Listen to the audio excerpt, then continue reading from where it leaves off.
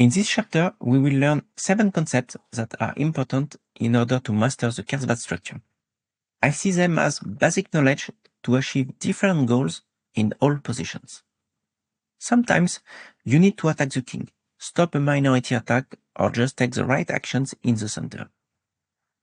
Where do these concepts come from?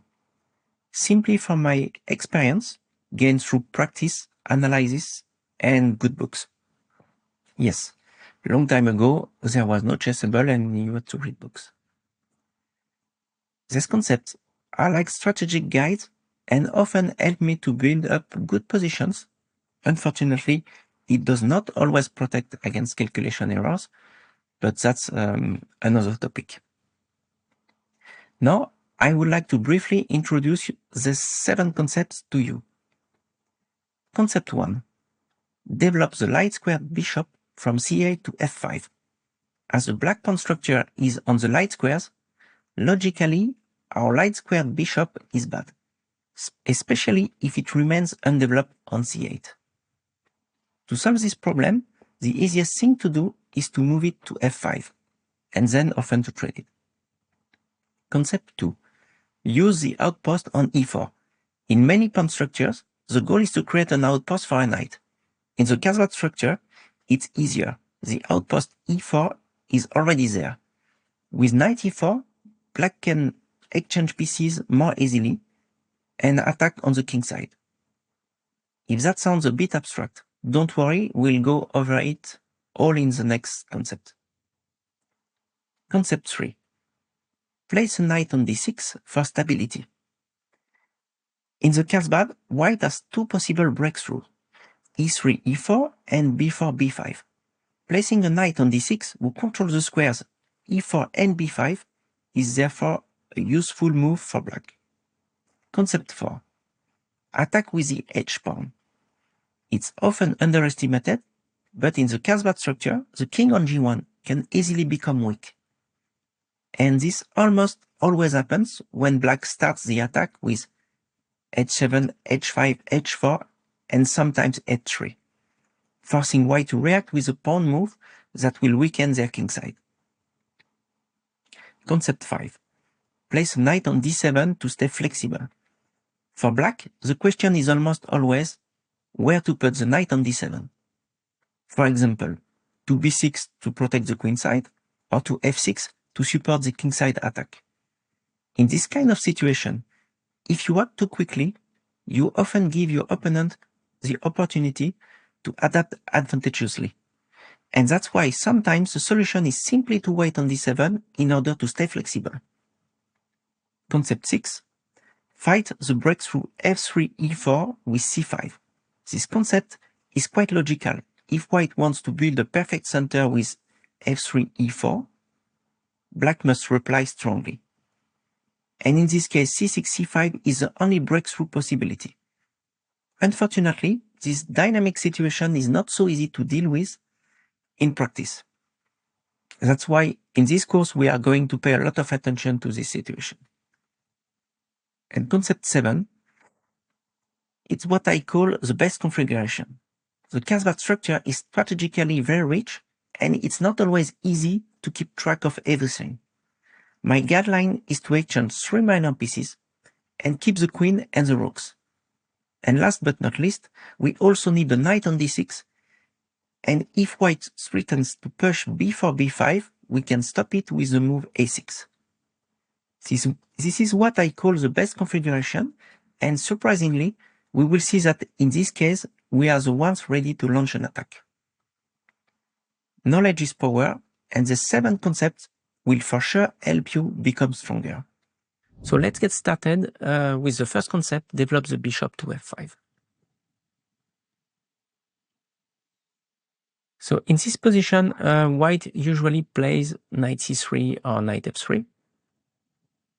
And the problem for black is that bishop c8 is very difficult to develop.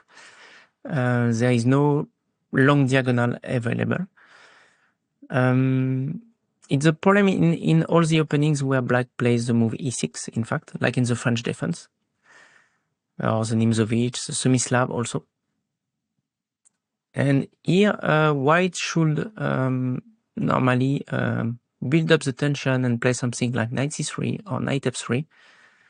But a move like cd5 exists also.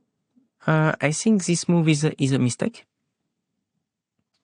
because it helps black to develop the bad bishop. So now we see that the diagonal c8 h3 is open, and we have 4 possible squares for our bishop. I think bishop d7 makes absolutely no sense, as the bishop will be much too passive and will do nothing on this square. e6 is also quite passive. It can be sometimes justified if you want to play with c5 later. It could bishop e6 could protect the isolated pawn on d5 after the trade on c5. But clearly the base square is f5. Sometimes we go to g4 instead, but it's mainly because bishop f5 is not possible.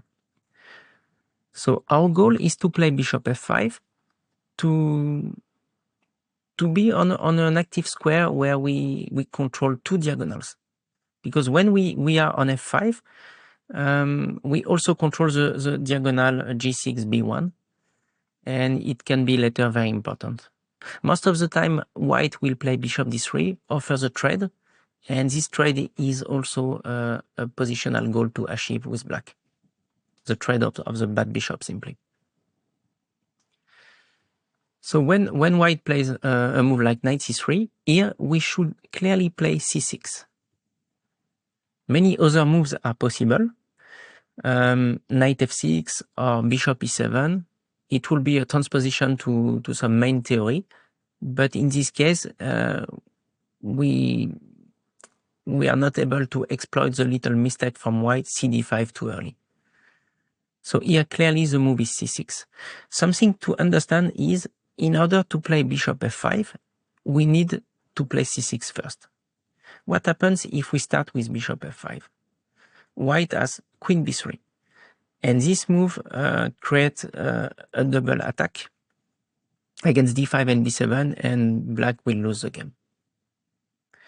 So first c6, and then we are able to play bishop f5. I think bishop d6 is even a bit stronger, because even if we are looking at the concept develop the bishop to f5, there are many other concepts, and to trade several minor pieces is one of them.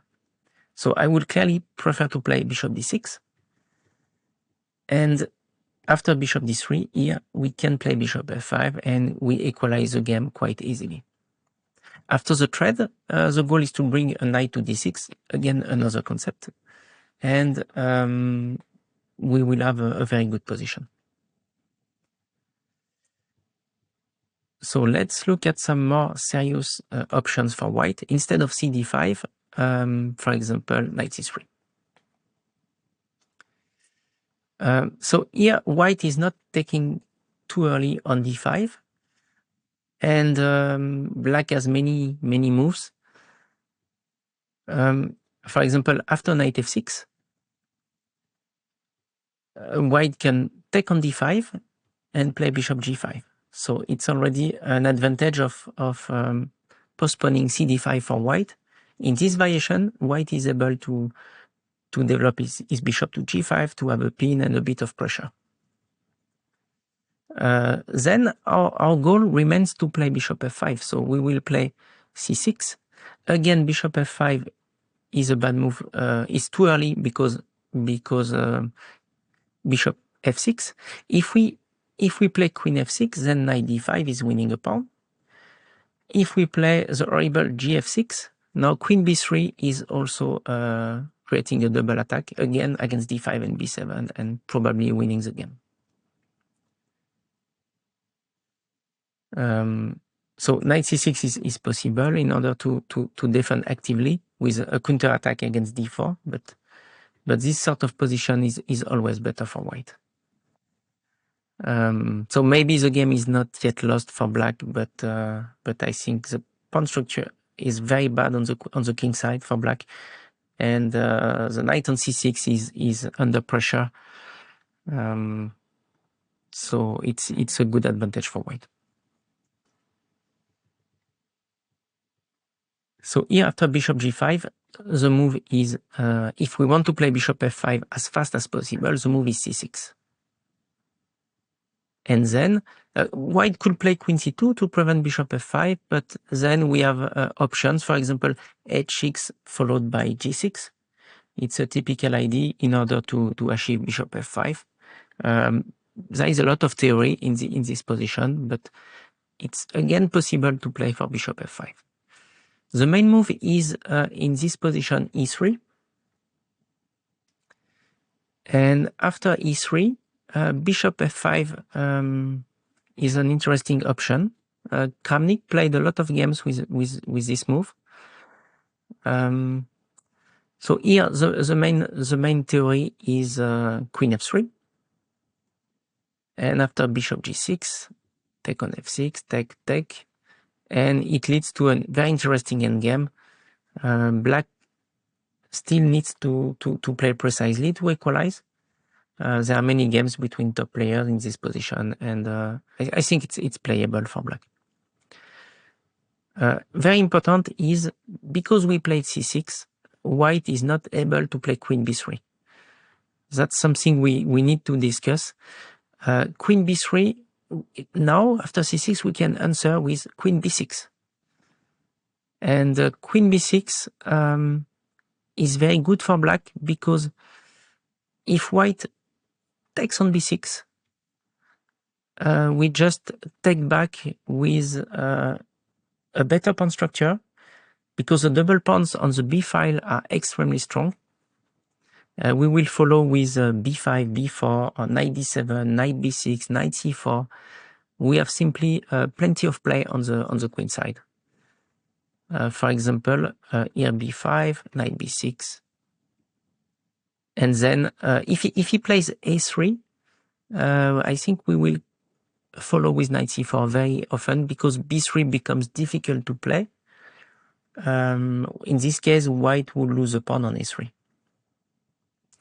If white doesn't play a3, we will continue our development, and we will probably double the rooks on the a file to target the pawn on a2, and at the right moment we will continue with b4, chasing knight c3 and making a2 a bit weaker.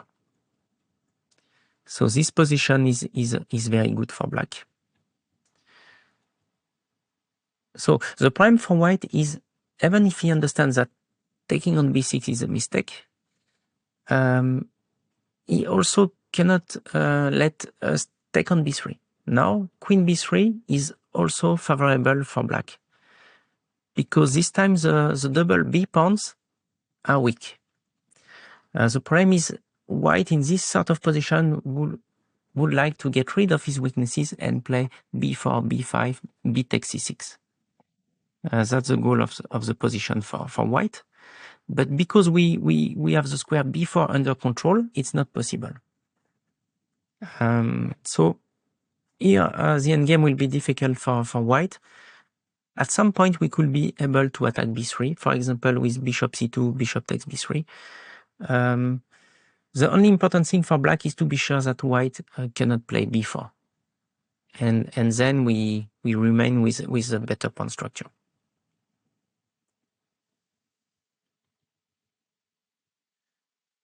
So in this position, other moves are possible, but the problem is none of these moves is a preparation for bishop f5. That's a big difference with cd5 immediately. When white takes on d5, now we can follow with c6 and bishop f5. When white plays knight c3, if we play, for example, a move like c6, of course white could take on d5, and then we will go back into a nice variation where we are able to play bishop f5 quite soon. But in fact, normally white here has no reason to take on d5. The main theory goes with knight f3, and it's a semi-Slav where the move c6 is not bad, but not helping bishop c8. Another move could be bishop e7. Also a very logical developing move, especially because we saw that after knight f6, white has the possibility to play for the pin after bishop g5. So you have many strong players with black who play the queen's gambit and who want to avoid this pin. So they start with bishop e7. But then after cd5, ed5, bishop f4, we see that bishop f5 is still not possible because of queen b3. And if we prepare bishop f5 with the move c6, what is very, very classical, then the difference with the variation where white took on d5 too early, is that we played bishop e7. And bishop e7 is not very useful because here we would like to trade more minor pieces. And at some point we will have to play bishop d6. And in the process we lost one move with bishop e7 for nothing. But anyway, this position is very stable for black, and you can find a lot of games between strong players. But yes, to sum up, cd5 here is clearly too early, and we can reach bishop f5. What is the first concept and the first goal to achieve with black in the Karlbat's structure. So in this position, it's quite clear that we want to play bishop f5, but because white played queen c2, we need to prepare this simple idea. I think clearly, even if black has many possible moves here, clearly the best move is g6. Playing g6, we are sure to play bishop f5 next move. We can have a look at the other possibilities. For example, if black plays knight e6, then after bishop d3, we have to play g6 to avoid bishop takes f6, bishop takes h7. And here we still have the possibility to play bishop f5. It's a bit artificial, but this maneuver is known in the Queen's Gambit. We bring a knight to g7 and then next move bishop f5. So for example here, then white plays something like rook b1, and we can trade the bishops. It loses time, but it's playable. Another idea is to play simply bishop e7. And now black is a bit passive. I don't like this sort of position. I think it's way too passive simply. In the starting position, the move of Kasparov here with black is g6, and it makes a lot of sense because black is just on time after e3. White has no time to play bishop d3. Bishop f5 comes first. And here, even if bishop d3 and the trade on d3 is not especially good for white, white has no choice. A move like queen b3 is very artificial because when white doesn't make the trade, in fact, the bishop on f5 becomes very strong, controlling the square b1, for example, prevents white to be able to push b4, b5, the minority attack. And to escape from the trade is a bad decision here for white. For example, here, bishop e7. The goal, something very important, the goal of g6 was not to play bishop g7 after. It was just to help for bishop f5. But here, we will apply another concept. It's to trade minor pieces. So black would like to trade minor pieces. And because of that, bishop e7 makes much more sense than bishop g7. After bishop e7, we can try to play at some point knight e4, and it will trade a couple of pieces. So for example, let's say white plays short castle, just knight e6, win some time, short castle, and then knight e4 coming soon. There is a game, Serawan Ippolito, an old game where white played bishop h6. So it's very concrete. The idea is to prevent black to castle. But I think the whole idea doesn't work. After knight e6, the bishop is suddenly almost trapped. And knight g4 and knight g8 are already some threats. And white found knight g5. Here knight g8 doesn't work because after knight g8, knight e6 and bishop g7 win some material.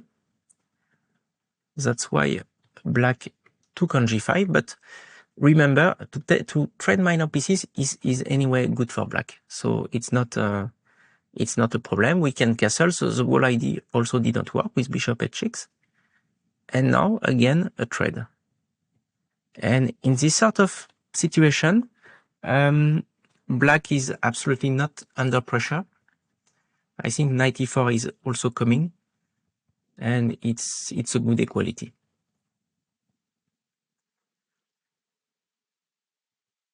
So after bishop f5, white has to play bishop d3. And we can trade. Again, we don't play bishop g7, but bishop e7. And this position occurred in the game Partish-Kasparov. It's a very important game, I think, for understanding the pawn structure. The goal for black is to trade one knight and one bishop, and then to bring the last knight to the square d6. And that's the best configuration, and we will study that later in this chapter. So now I want to show you a more complicated example of playing bishop f5. I had this position on the board about 1 year ago against Pavel Tregubov.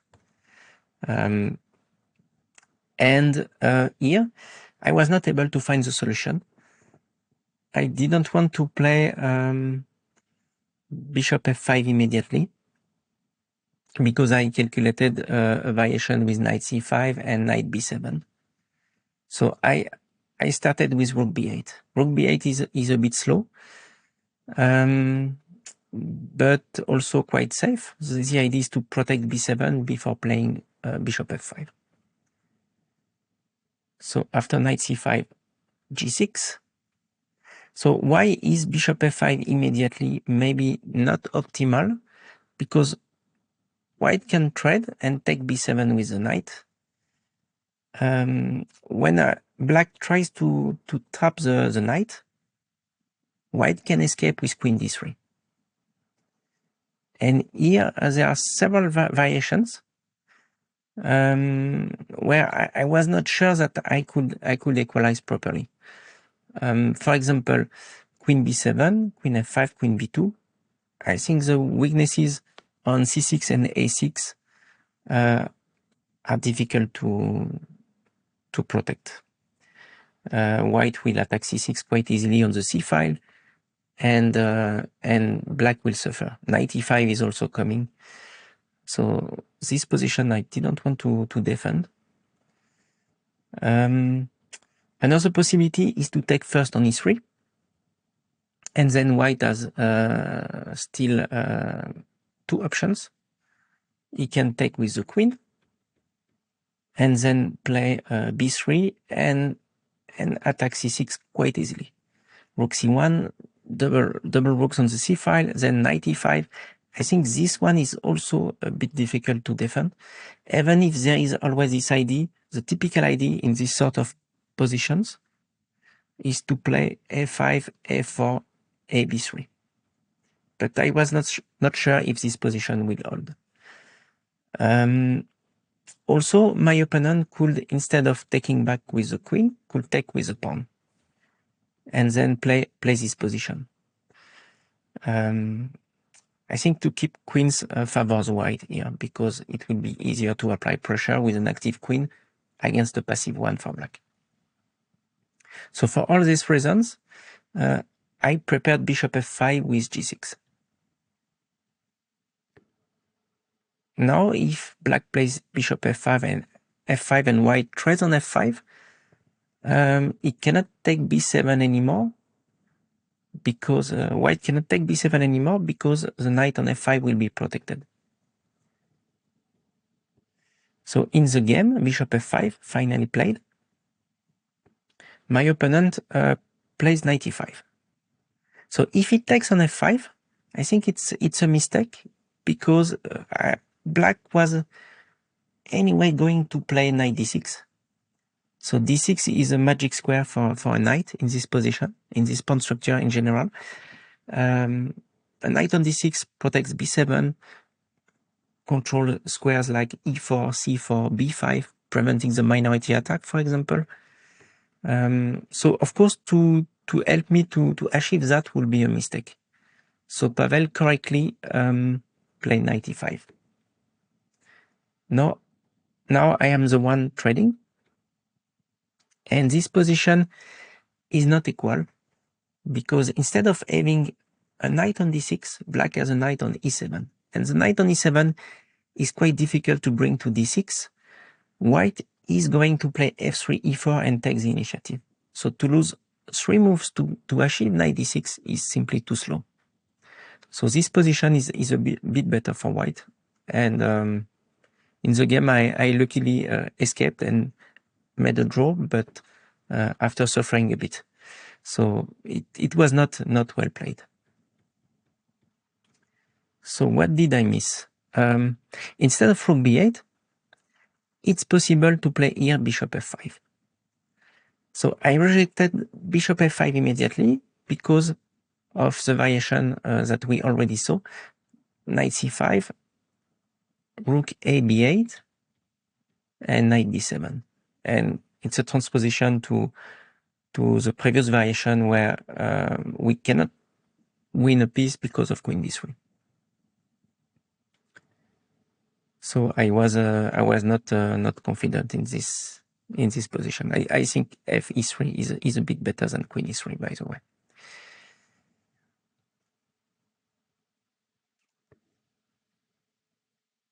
Something important, queen b7 is not possible because rook fb8 will trap the queen. So that's why in all the variations, white has to play knight c5. Knight c5, and in fact, this position is okay for black because instead of rook a b8, the good move is rook fb8. And it's very counterintuitive to let a rook on a8 in this sort of position. It would be more logical to have rook b8 and rook e8 instead of a8. But here there is a concrete reason. When white enters this variation with knight b7, so more or less forced because if not, we can again organize knight d6 safely. So here queen e7, knight d6 coming, and nothing happens. It's a typical situation where the knight on d6 prevents on the long term the minority attack with b5. So here we see that white is not able to push b5. And to bring a knight to c3 is not an easy task for white. Because the knight on c3 could theoretically help to play b5, but here it's difficult to organize that. So here, logically, white will take on b7. And now, in fact, after queen d3, we can safely enter this variation. Because, for example, after f e3, rook b7, b3, now we play a5. And that's the whole point of the variation. The rook on a8 is very strong because the way to equalize in this type of position is to play a5, a4, ab3, creating a weakness and at the same time getting rid of one of our weaknesses. So here it's not very difficult to equalize. We will create a weakness on b3, double the rooks against b3. Probably at some point we will trade the weaknesses. So c6 and b3 will disappear, and the position will be a dead draw. If white takes with a queen, it's the same story. Queen e3, rook b7, and as fast as possible, a5, a4. So now black has counterplay and nothing to fear. So that's what I missed in the game. I missed that after rook f b8, this type of endgame is quite easy to hold. So in this position, black is a bit under pressure because bishop c8 is still not developed. And the way to solve this problem is not to wait passively, but to trade minor pieces. And the best way here to trade minor pieces is to play knight e4. You could say also that knight h5 is a possible alternative. Knight h5 is often played in the Queen's Gambit exchange variation, but I think when knight e4 is possible, it's always a better choice. The reason is when you play knight h5, you just trade one minor piece. Your knight on h5 stays on the rim, and we lose time going back to f6. So the advantage of knight e4 is that we are going to trade two minor pieces instead of one. So bishop e4 is the main move. White could also take on e7. I think bishop takes e7 is a very interesting idea, even if black has no problems here, objectively. Black is fine after bishop takes e4. But for us, it's interesting because now we get to know another pawn structure. So this pawn structure arises often in the Carlsbad when white is taking on e4. So now we take back with the pawn and we lose the outpost on e4, but also we make king g1 a bit weaker. So why is the king on g1 weaker after d4? It's because the knight on f3 has to leave. And because of that, we see that king g1 has no minor piece in front of him. And e4 is also securing a space advantage on the king side. Of course, if we lose the pawn on e4, it's not very good. So here we will have to use a principle of Nimzowitsch, overprotection. We will defend e4 as much as possible. And the point is, because e4 is very well protected, potentially any piece protecting e4 is free to attack the white king. So here, there is an interesting game that we will see later, starting with knight e2. I think knight e2 is a mistake, because here black is able to launch the attack faster. So the way to exploit knight e2 is knight d5. And then black will follow with queen g5, rook e6, rook g6, maybe first overprotecting e4 with rook e8, but you get the idea. The pieces the EV pieces are going to attack king g1 quite fast, and of course we will play h5, h4, h3 to provoke a reaction on the king side. Typically, white will have the choice between playing h3 or g3, and both moves are weakening the king. So knight e2 is clearly a mistake. White should play rook b1, and the plan is quite clear. White will try to push b4, b5 and create a weakness on c6. Typically, a minority attack. And in fact, here I like a lot the plan for black. I think this plan is not always well known. What is the best way to fight against b4, b5 here? It's not playing a6 in this position, because playing a6, white will play f4 and b5 anyway, and I prefer to play rook c8. So rook c8 is a bit surprising, but after b4, we can build a fortress with b6. And the point of that is we control many squares on the queen side with c6 and b6. Let's say we control all the squares. And if black faces b5, there are very often two ways of reacting, two good ways. So for example, here b5 is much too early for white. The classical way is to play c5. If cb5 is not working for some tactical reasons, c5 is always a possibility. That's why we played rook c8. And we see that b5 didn't achieve the goal of creating a weakness.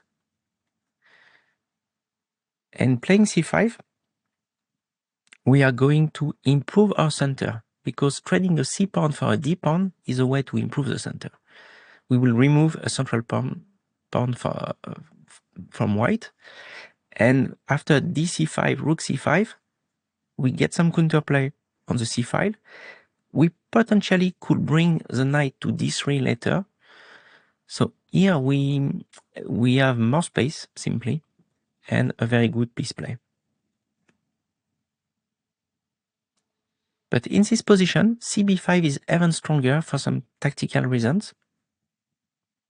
So always stay open-minded and don't play c5 automatically. Here we can play bishop e6. We sacrifice e4, and the idea is that we can find a lot of initiative on the c file. The knight on c3 is pinned, and if white defends with queen d3, we can double the rooks. And with the help of the queen, knight on c3 cannot move anyway. And now we play for b5, b4, and we get a winning position. Here the best move is bishop d7, preparing a5, b4. If we play a5 immediately, there is a bad surprise, rook b5, sacrificing the knight. And I think this endgame should be a draw, playing accurately with white. The point is, white has already 3 pawns, and if he is able to trade some pawns here, even losing some of his pawns in the process, he will reach rook against rook and bishop, and it will be a theoretical draw. So this was bishop takes e7. Objectively not very dangerous, but interesting. Bishop e4 is the main move. Here we take on h4, because d4 is this time a blunder. After queen e4, we just lose a pawn. So bishop h4. And this position is very interesting. The engine says a bit better for white, but Kramnik played a very nice game against Leko a long time ago. And I think the understanding of Kramnik in general in the Carlsbad is fantastic. And I trust more Kramnik than the engine in this type of quiet position, where there are no many tactics. White will try to achieve the minority attack with b4, b5, but as we will see in this model game, black is completely fine. So in this position, white is playing like black in the Queen's Gambit, so we could say it's a reverse Queen's Gambit. We see that the difference is the pawn on h6. Very often in the Queen's Gambit, you need to provoke this weakness, playing h5, h4, and trying to play h3, and provoking the move h2, h3 to avoid that. Then h3 becomes a target, and you can try to develop some attack against a weakened king side. So in this position, h6 is already a target. So bishop c1 is not so weak, in fact. And if white wants to develop an attack, he needs to play knight e5 at some point. So it's very important to understand that. The outpost helps to bring the EV pieces to the king side. The knight on the outpost is useful for that. This position comes from one of my games against an Austrian IM Georg Ilgus. And here I played simply knight g3 to bring the pieces and also to win some time because the bishop has to leave. And now bishop d3. So we already know that to trade pieces is quite a useful method in the Queen's Gambit. Here we need to play active, and we are not going to trade as many pieces as in the Queen's Gambit with black because we are playing for the attack directly. But bishop d3 is important because in this position, bishop h7 is simply controlling many squares and defending also black's king, and it's important to trade this active piece. So now we wanted to play knight e5 next move. That's why black has to play queen c7. And it's already an interesting position. What is the best way to play knight e5? It's possible to play bishop d2, rook e2, rook a e1, and then knight e5, but I think it's very slow. And black will try to play as soon as possible rook b8, b5, b4, and launch the minority attack. So we should try to hurry up a bit, and that's why queen e2 is more precise. Next move, we can already play knight e5.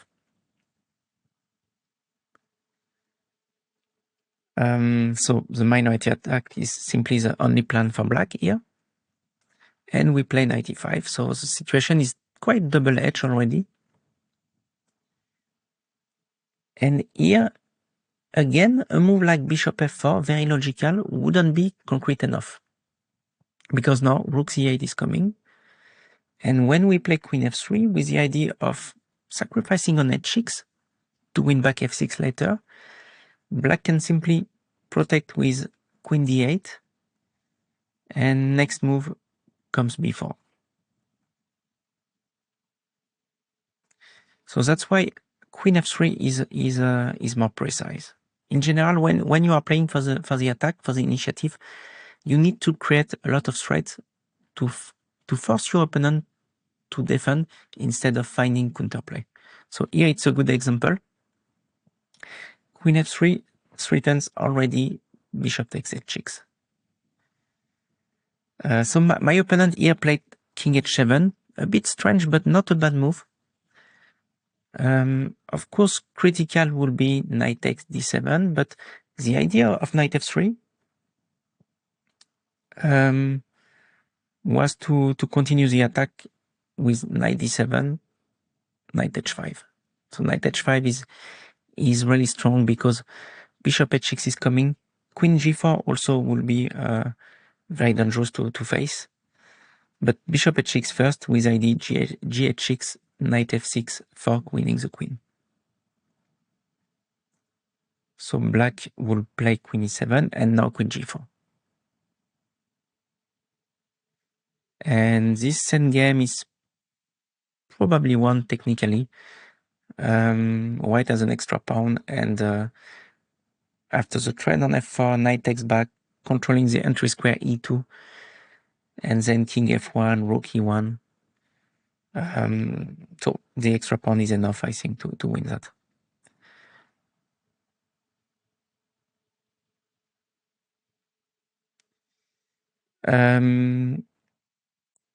So what happens if black tries to win the pawn on e5? That's also a question.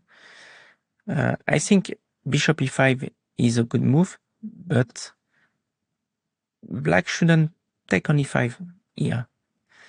It was the trap, in fact. If black takes, then comes a surprising rook e5 and bishop f4, and the queen has no square anymore. So critical is in this position, knight d7, and here I was not completely sure of what will happen. I plan to play knight h5, but here knight e7 is a good move. Again, knight e5 wouldn't be precise. When black is greedy like that, we can just continue the attack, and there are too many threats. Queen g7 checkmate, bishop takes h6. The pin also on the diagonal g3 c7 is very annoying. So knight e7, queen h3, again with some threat. The idea is to sacrifice on g7 or on h6 quite soon. So why is knight e7 a good defensive move? Because now when we attack on the g file, black can always cover the g file with knight g6. So that's why knight e7 is the best defense. And here black should play rook c8. So all that was not played in the game, it's an analyze. And of course, many moves are difficult to find. So I think in practical play, white has very good chances. For example, knight g6 here is not good enough because we can sacrifice on g7 and bring the rook. So the idea is to play rook g3, h4, h5. For example, yeah, we can start with h4 and then rook g3, preventing knight g4 fork.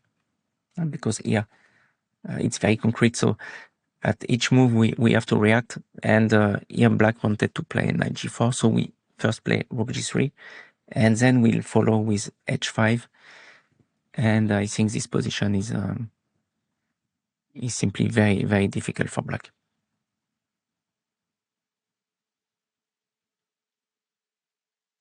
So here rook c8, knight g7 is again precise. Bishop d2 is a bit slow, and after b4 black finds some counterplay. For example, here queen c2, rook c4. Now it's clear that with this bishop on c3, we are trying to defend on the queen side, but we can forget about all the active ideas on the king side. So it wouldn't be very, very precise to play like that. So instead, white should go all in and play knight g7. And this position is objectively equal, but the moves are difficult to find. For example, here rook g6 is holding the draw. And we can simply play queen h3 with the idea of moving the bishop with check. The good move is bishop d2, also not easy to understand because bishop f4 seems to be okay. But black can try to escape the perpetual check with king h8, queen h4, king g8. And now it's difficult to prove the compensation. So why is bishop d2 a better choice? Because when black escapes the perpetual check, playing, for example, here king h8, now we can take back on c3, and the bishop is here very useful because we threaten to play e6. So instead of that, black has to accept the draw with king g8, king e6, queen e6, and then it's a well-deserved draw, I would say. So in the game, my opponent played, instead of that, king h7.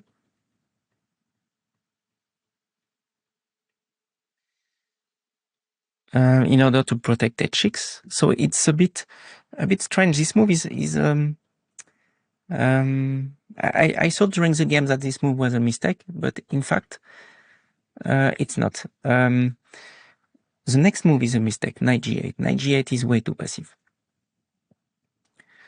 So first, what happens if black plays rook c8? in fact, white can continue the attack with knight takes e6 and bishop e5. And now we use the outpost with a bishop, what is less common than with a knight. But here we see that the pressure against f6 is quite strong, and if black takes on e5, we can take back with the pawn and we will win f7. So even training some pieces, white is still able to develop some initiative. The way to keep equality here with black is to take on e5 with the bishop, and then play knight g8. So the point is, white cannot sacrifice anymore on h6, and I think this position is just equal, nothing more. With rook c1, we make sure that b4 is not so easy for black to play, because we would open the c file in this case with some initiative. But at the same time, we are not able to launch a decisive attack on the king side. So this position is about equal. In the game after knight g8, it's not the same story. Now knight h5 is coming,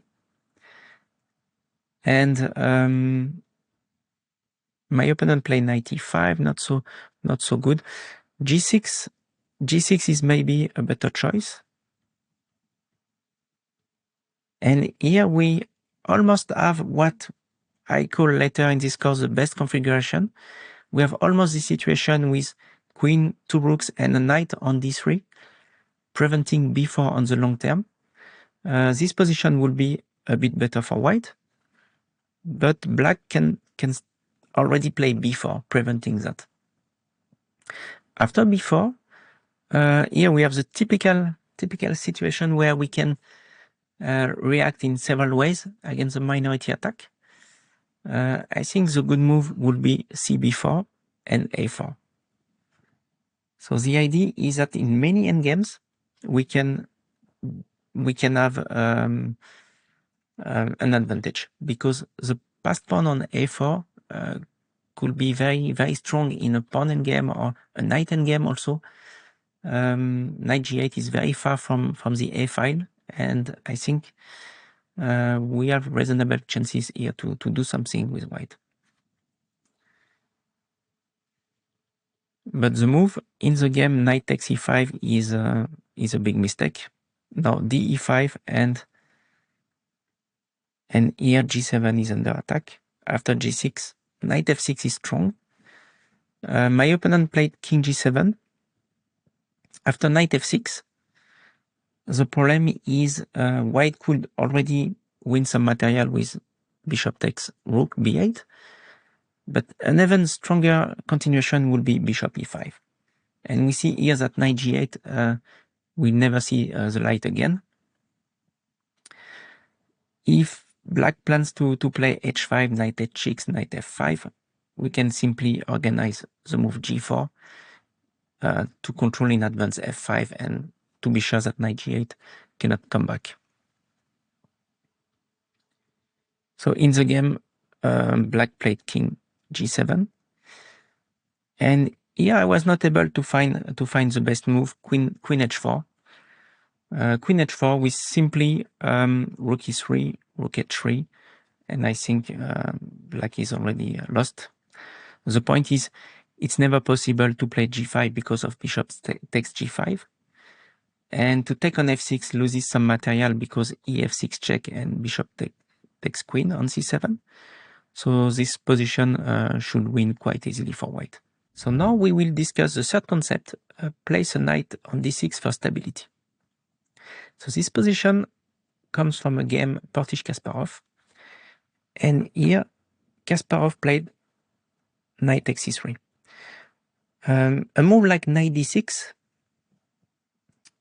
is not very strong at the moment because white is anyway able to push soon b5, probably after bishop takes d6 and then b5. And we see here that the knight on c7 is quite passive.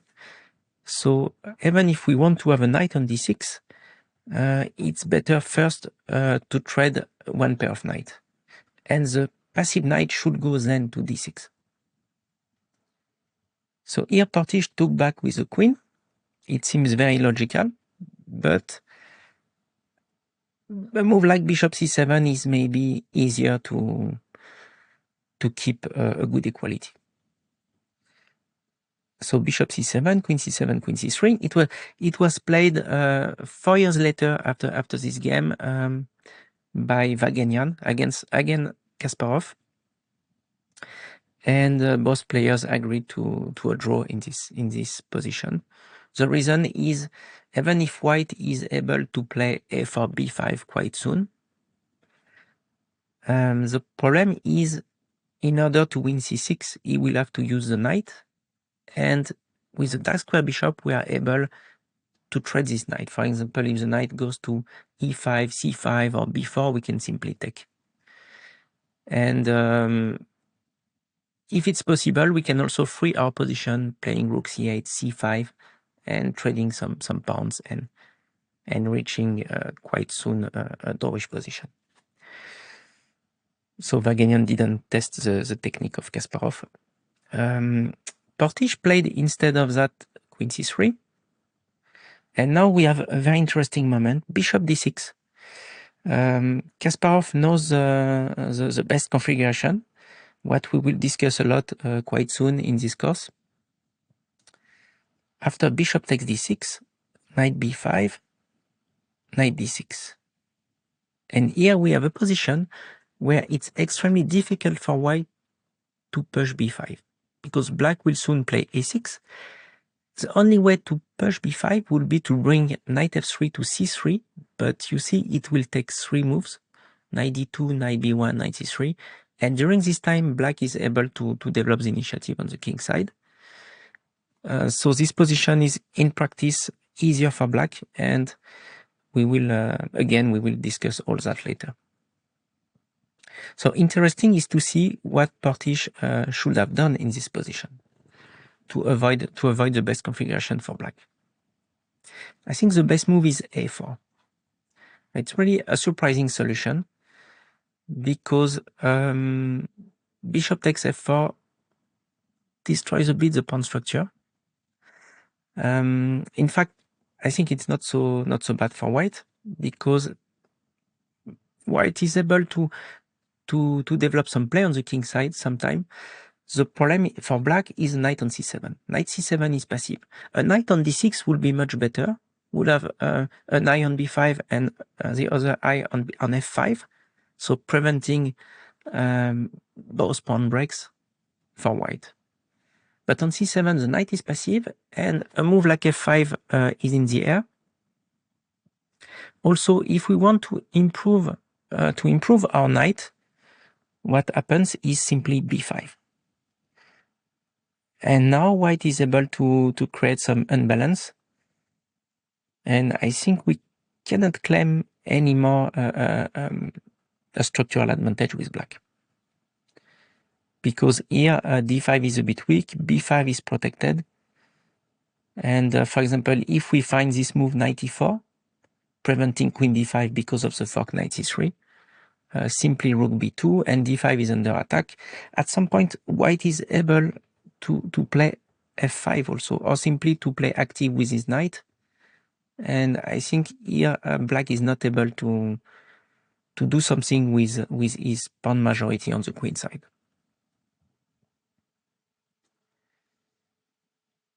And if we just play for the fortress on the queen side, let's say we play a6, because if we play active with f5, rook b1 is coming, and b7 could become a target.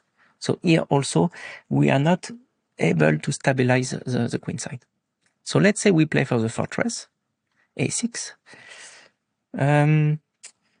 Now white has many good moves. For example, f5 positional is totally okay.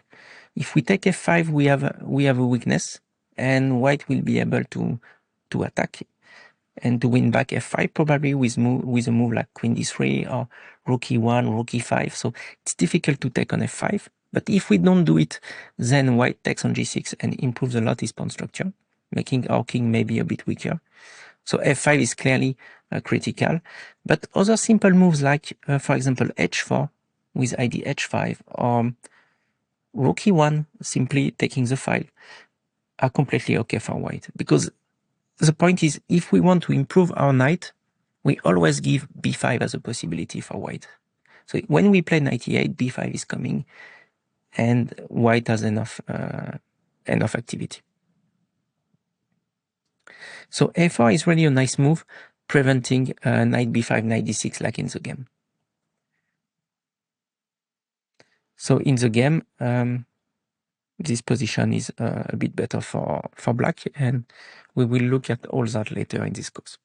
So now let's look at another example of concept 3, place a knight on d6 for stability. So this position comes from a game Vidit Shankland. And the last move of Vidit is h3. The idea is very interesting. In case black wants to play h6 in order to catch the bishop, h3 allows to, after knight h5, h3 allows to retreat with bishop h2. And if black chooses bishop d6 to trade the bishop again, now white has queen f3. And I think this position is suddenly very dangerous for black, because white will play long castle and push g4, g5, like in the game Bok-Matlakov. So for example, here, long castle and g5 is coming. It's difficult to be fast with black, and I think white is winning the race. Another way to play is simply to develop the knight d7, and then play for knight e4, our concept number 2. So the first idea is after bishop e4. I think bishop e4 is too greedy, simply. Black can sacrifice a pawn and find some initiative. For example, after knight f takes g5, knight b6. And we see that knight on e4 cannot move because of queen takes g5.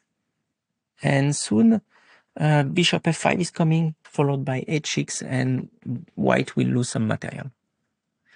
It makes more sense to take with the other knight, but even here, it's not so easy to save the knight, because here h6, queen f6, bishop f5, bishop e4 is applying a lot of pressure. It's difficult to castle simply with white, because after bishop takes f3, queen takes h4, the white king will be very weak. So instead of bishop e4, white should play bishop f4. But now because we have a good knight on e4, we can easily play with bishop d6. A move like bishop d6 is not very good. Here we have a good knight on d6 for stability. And we will follow with concept number 1, g6, bishop f5, to trade the light square bishop. And then, if we have the possibility to trade a knight, we will get what we call the best configuration: queen, rooks, and a knight on d6. So here it's better for white to keep pieces with knight e5.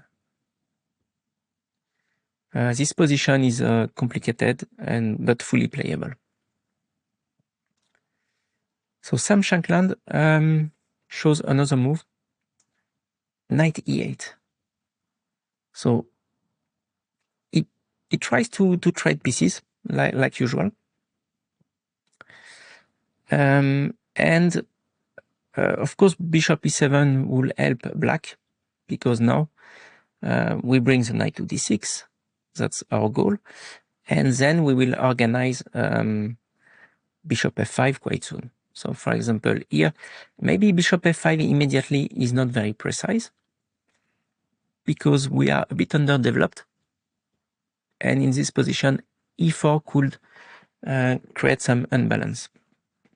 And here we see that in this open position, the knight on b8 is not very good. So here we will have to be a bit precise. For example, knight f6 is not good because of knight g3, and this endgame is really not very good for black. Rook on e7 is too active, f5 is weak, and it compensates fully the little weakness on d4. Here, for example, queen d8 is a bit passive, but probably playable. Knight h4 is interesting to try to trade more pieces, and by the way, to reduce also white's activity. But I find it much easier to wait a bit and to prepare with queen f6.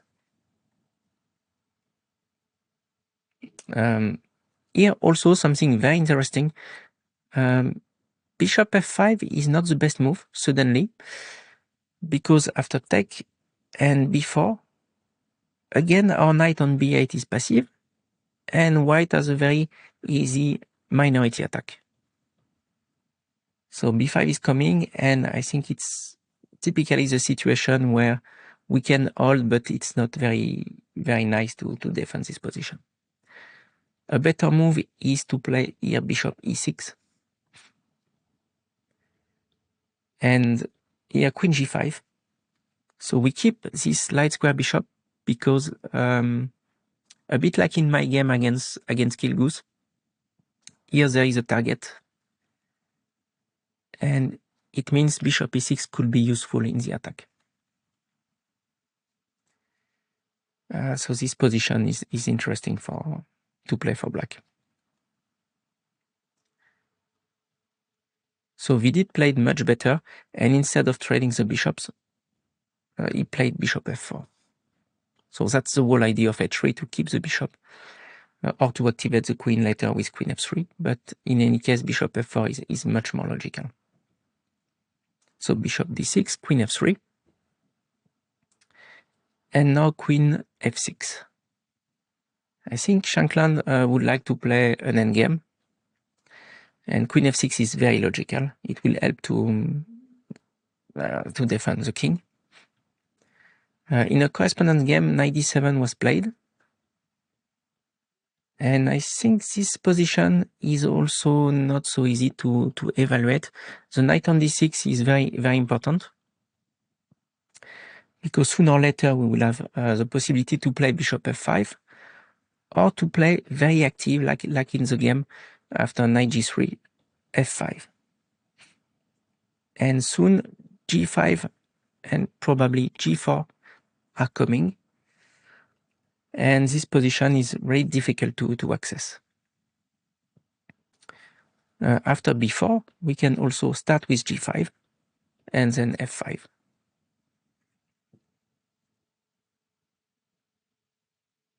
So in the game, queen f6 was more simple to play, and here again knight d6. So this move is always important, especially after knight e8, because black cannot afford to play with passive pieces. And in this position, rook e8. So of course the goal is to play bishop f5 again, but we have always to be very concrete and to calculate. Don't be too dogmatic in this type of position. For example, here bishop f5 doesn't work because of knight takes d5. And after the trade on f5, there is this tactical move, queen f5, followed by knight e7, and the endgame is totally lost for black. So that's why Shankland played rook e8. He first keeps e7 under control, and of course he wants to play bishop f5 later. So here in this position, it's clear that g4, g5 is coming, and it's important to trade now, because soon it will be too late.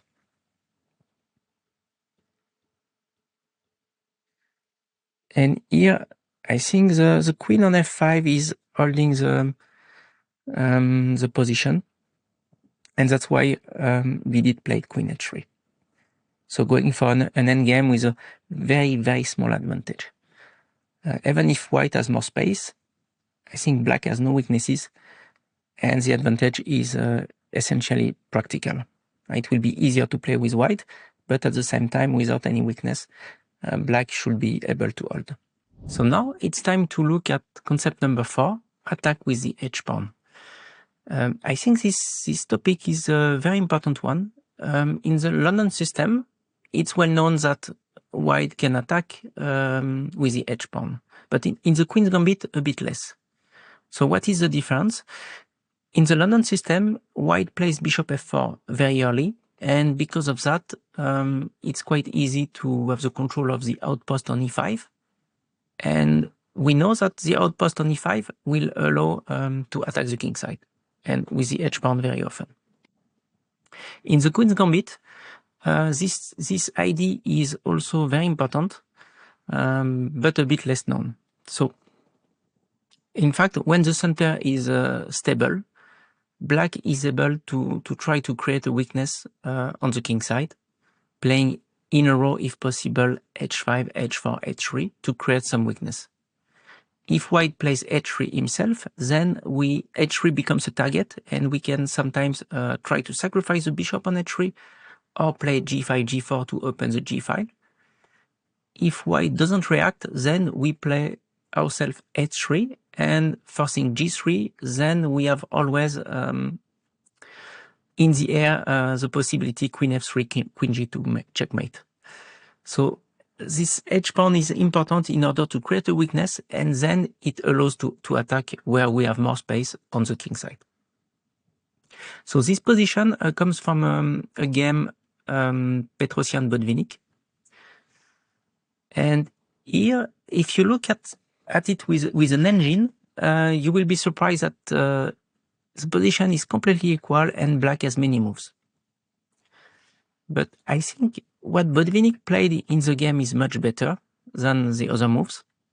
So even if the engine says many moves are possible with the same evaluation, what is important is to recognize which move could give you some practical chances.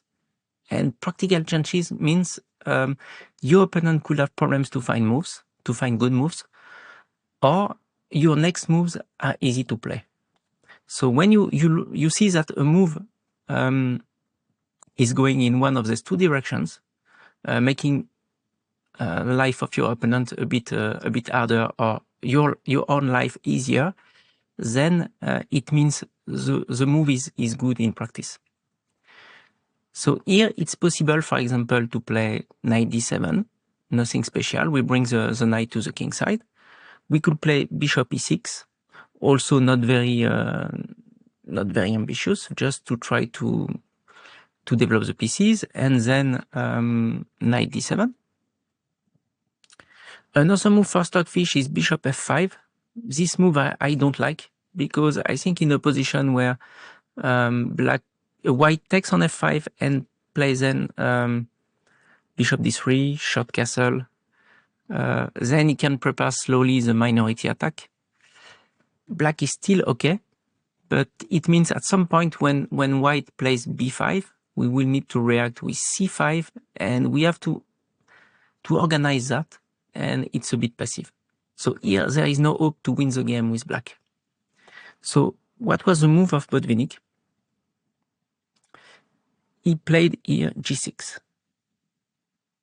So g6 is very concrete, and it's really a good practical move, because h5, h4 is coming. White has already a difficult decision. So how to face h5, h4? Petrosian made immediately a mistake. He played f3. So f3 is weakening e3 on the long term. I think white can never play long castle in such a position. And if he plays with short castle, we just need to attack e3 many times. And also h5, h4 is coming anyway. So probably the best move was bishop d3. And after h5, here it's very difficult to understand the position. White has to accept that black plays h4, h3. He has to play short castle. And here, very surprisingly, h3 will be a mistake for black. So how to punish h3 with white? Positionally, h3 is good for black, but the problem is black is totally underdeveloped. And because of that, white should be able to create some counter chances. So the move is quite fantastic. f4, sacrificing e3 for the initiative. After hg2, rook f2, a move like rook e3 is, for example, not so good because of queen d2, knight g3, and the idea is to push f5. At some point, white takes back g2, and king g8 is very weak.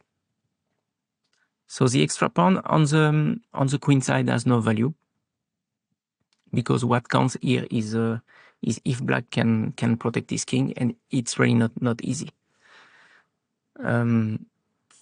Instead of rook e3, it was possible also to play bishop f5, but bishop f5 is also not very appealing after take, knight g3, and rook g2. So here black was able to trade bishops, but f5 is coming anyway, and here black has even no extra pawn, so white is for sure better. So if h3 is not possible because of the surprising f4, what should play black here? Probably bishop f5 in order to trade the bishop. But here white has no big problems, and this position should be about equal. For example, take, queen b3, a very subtle move, because if black plays a natural rook e7, the problem is we are not able to develop the knight anymore, because b7 will be hanging.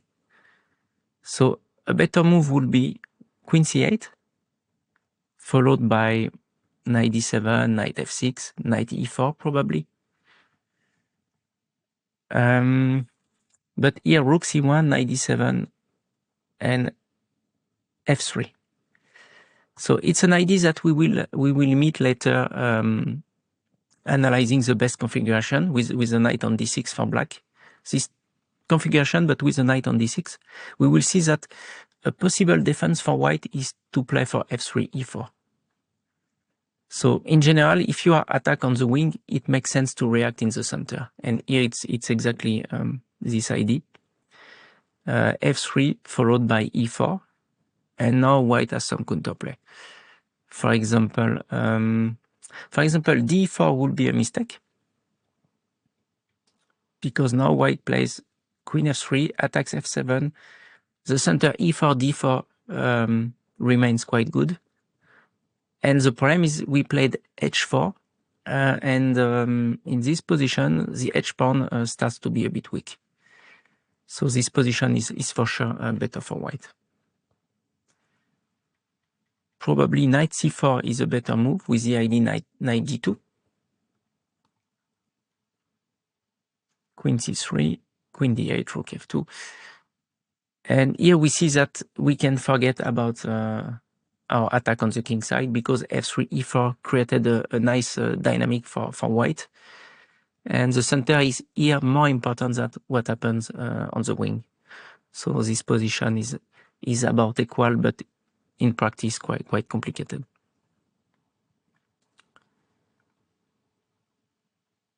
So in this position,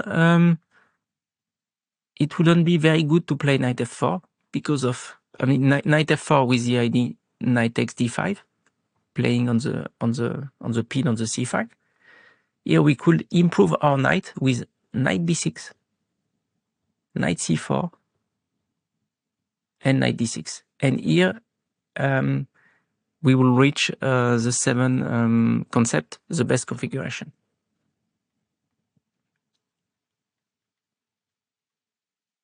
So Petrosian, instead of playing bishop d3, made the mistake f3. So now h5, h4 is quite strong. Bishop e2 is a bit passive, but the other moves are not so easy. For example, I think long castle is always a mistake because b5, b4 is for sure coming very fast, and it's not clear here how white could find some counterplay against black's king. So long castle makes not so much sense positionally. h4 is probably the best defense.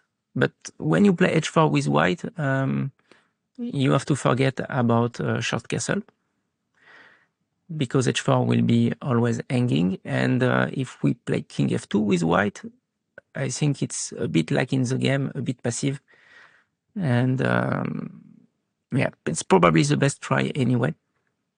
But black is a bit better because of h4 and e3. So bishop e2, knight d7, king f2. Here, very important move h4, because white wanted to play rook e1 to protect e3, and then in case of h4, knight f1. So this regrouping could be good enough to hold. And the move h4 first will simply lock the rook on h1. So it's important to play h4 at this moment. And here, Botvinnik didn't find knight g5, but knight g5 immediately is quite strong, because the first idea is bishop takes h3 and then knight e4 with a fork.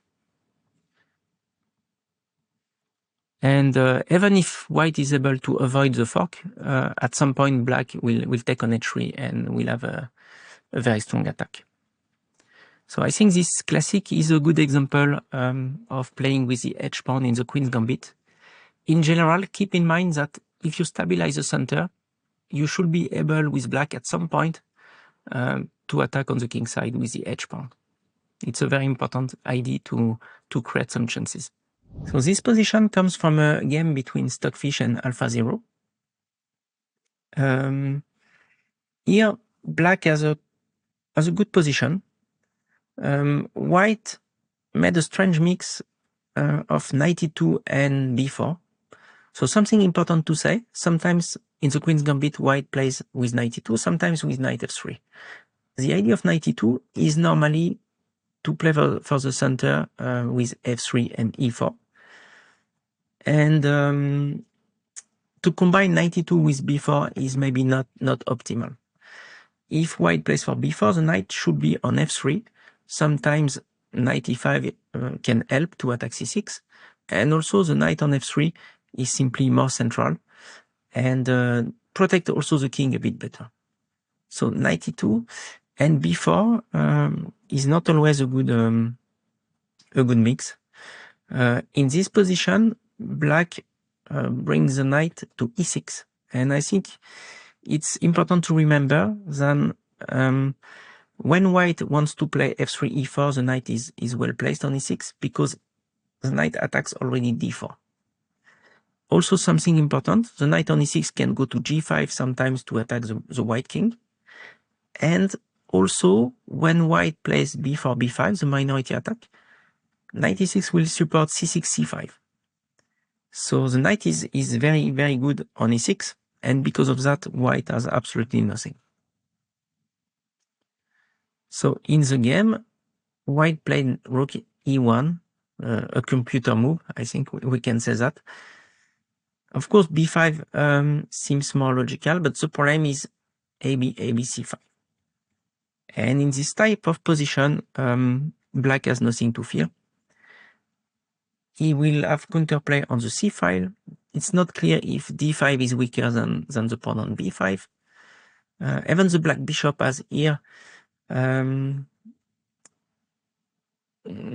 is not so bad, simply because he can attack b5 and he can also protect d5 in case d5 is really under attack. But Anyway, black has some counterplay on the c file, and if white manages to trade all the EV pieces, then in the endgame, black will bring his king very fast to c5.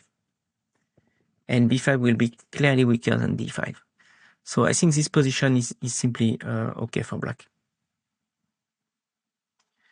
So rook e1, supporting e3, maybe hoping to play e4 at some point. And now black plays h5. g6, rook a1. So rook a1 is a proof that the minority attack is not working. If b5, again, the same method. We play c5.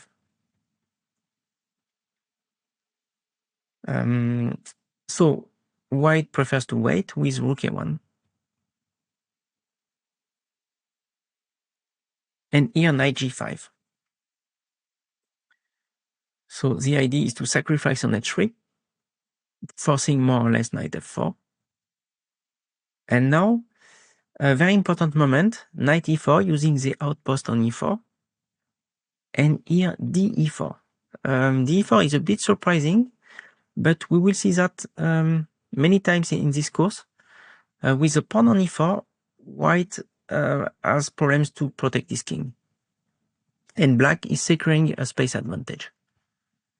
So d4 is a very important decision.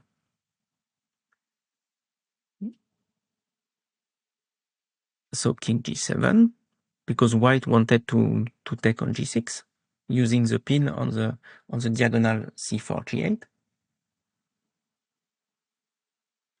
And now h4. So in this type of position, the plan is always to open the g file.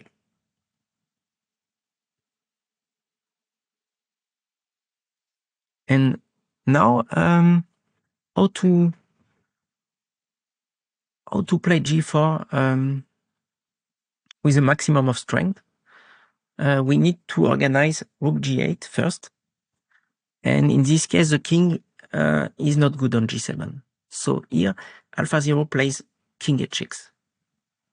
I think h6 is the best square, because if we go to h7, e4 is pinned because of queen c2. If we go to h8, sometimes white is able to play d5 and maybe something like queen b2 using the long diagonal. Only on h6 is the king completely safe. Now there is no way to give a check for white or to apply pressure at any moment. And now rook g8. And again, a very instructive play by AlphaZero, how to face this minority attack. Of course, we could play AB5, opening the A file, but in this case, we would also lose the B5 later.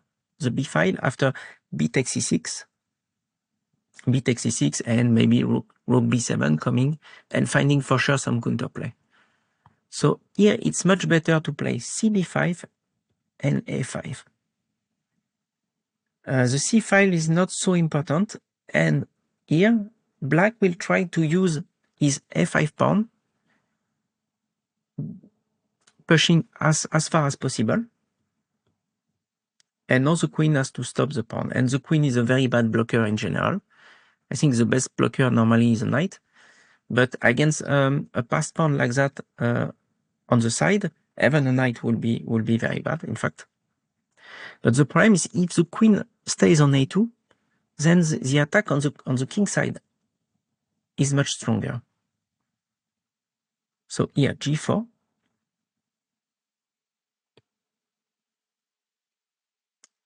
And again, a fantastic engine move, h3. Opening simply some lines. So what happens, for example, after knight h3, we can play knight h2, rook g2, and white king is very, very weak. For example, bishop g4, king e1, knight f3, and we can give a deadly check with a knight later. I think this position is much better for black. Instead of knight h3, it's also possible to play g3, but then same idea, knight h2 check, and we will enter. But first we play rook c8. And in this position, it's very difficult to move for white. The idea is to follow with queen g5 and knight takes d4, and it's very difficult to stop. So this position is very strong, and Stockfish saw that. I think for a human player, it would be difficult to understand that this position is very strong for black. So g3 would be probably the move for a human player, even a strong one, I think. But Stockfish played g3.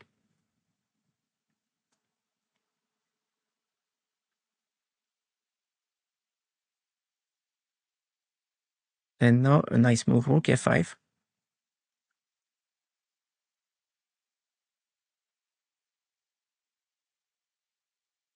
So here the threat is queen b2. In fact, black combines some play against the king and also on the queen side with a passed pawn. And white has no way to find some counterplay. Here the next move is again incredible, rook f5. And rook takes f5. Rook takes f5 with the idea that the king is lost, in fact, is last defender.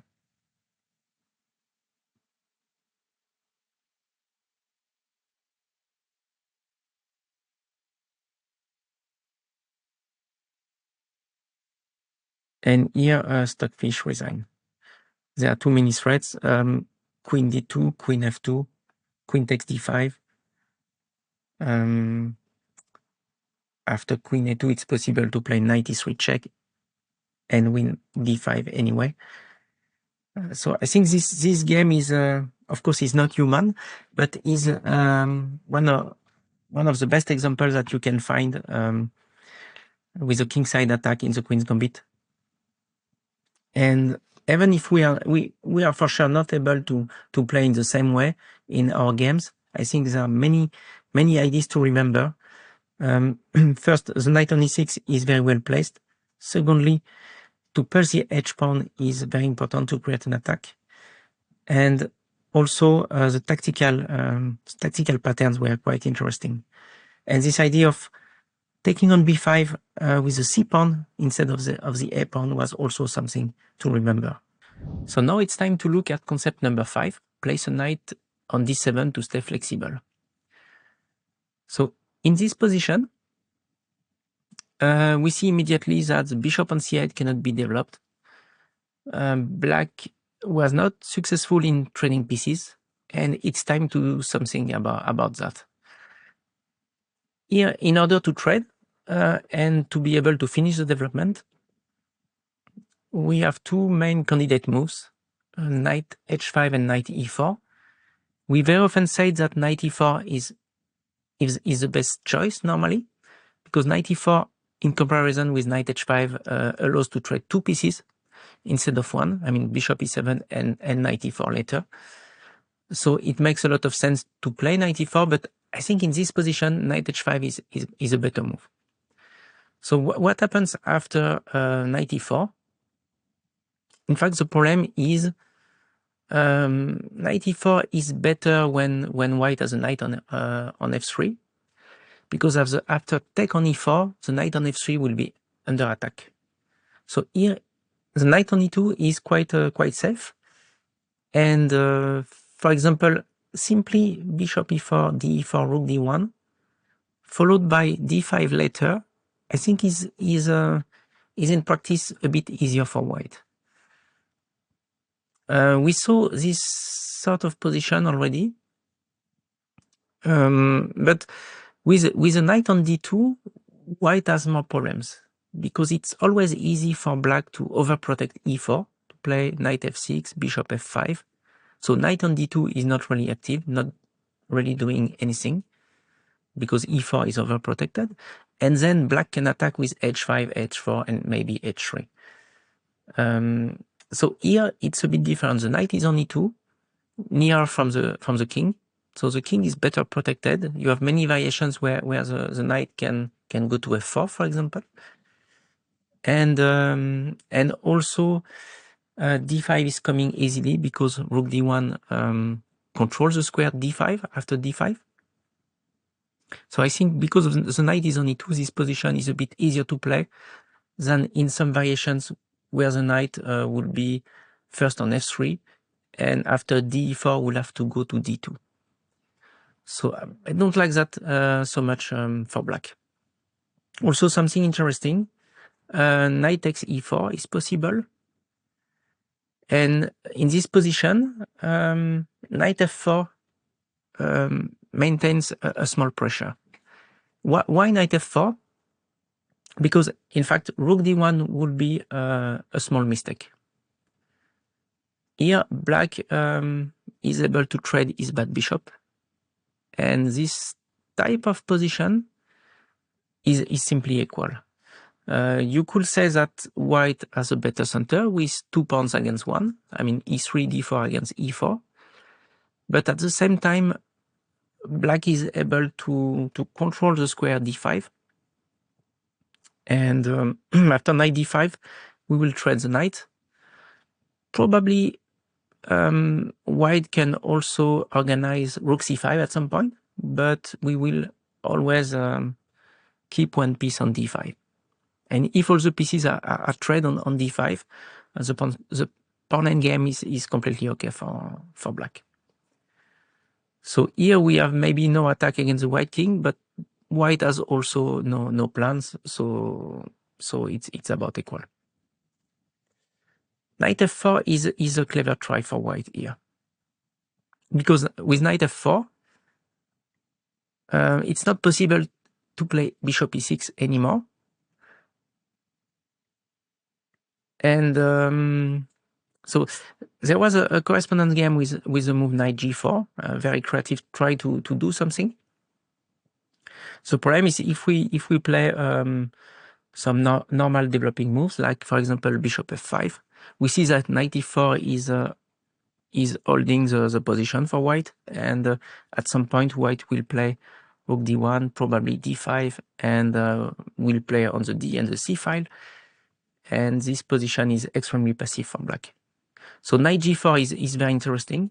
The idea is to play g5 and try to, after the knight moves, try to play queen h2 checkmate. So bishop e2 makes a lot of sense. What happens after a move like h3? Then we can play g5, and we reach by force a Dorosian game after take f3, because bishop g4 was a threat. Bishop e6 in order to trade, and also because if we take e3 after fe4, the pawn on f7 would become an easy target. So bishop e6, take, e5 is very important, so we have no time to take back e4 after queen c4. And now we reach this endgame. And the position is okay for black, because even if white has an extra pawn, g4, d4 are very weak, and also the extra pawn on g2 doesn't count. So bishop e2 is much better. Bishop e2 with the idea bishop takes knight, and then white will try to play with a knight against bad bishop.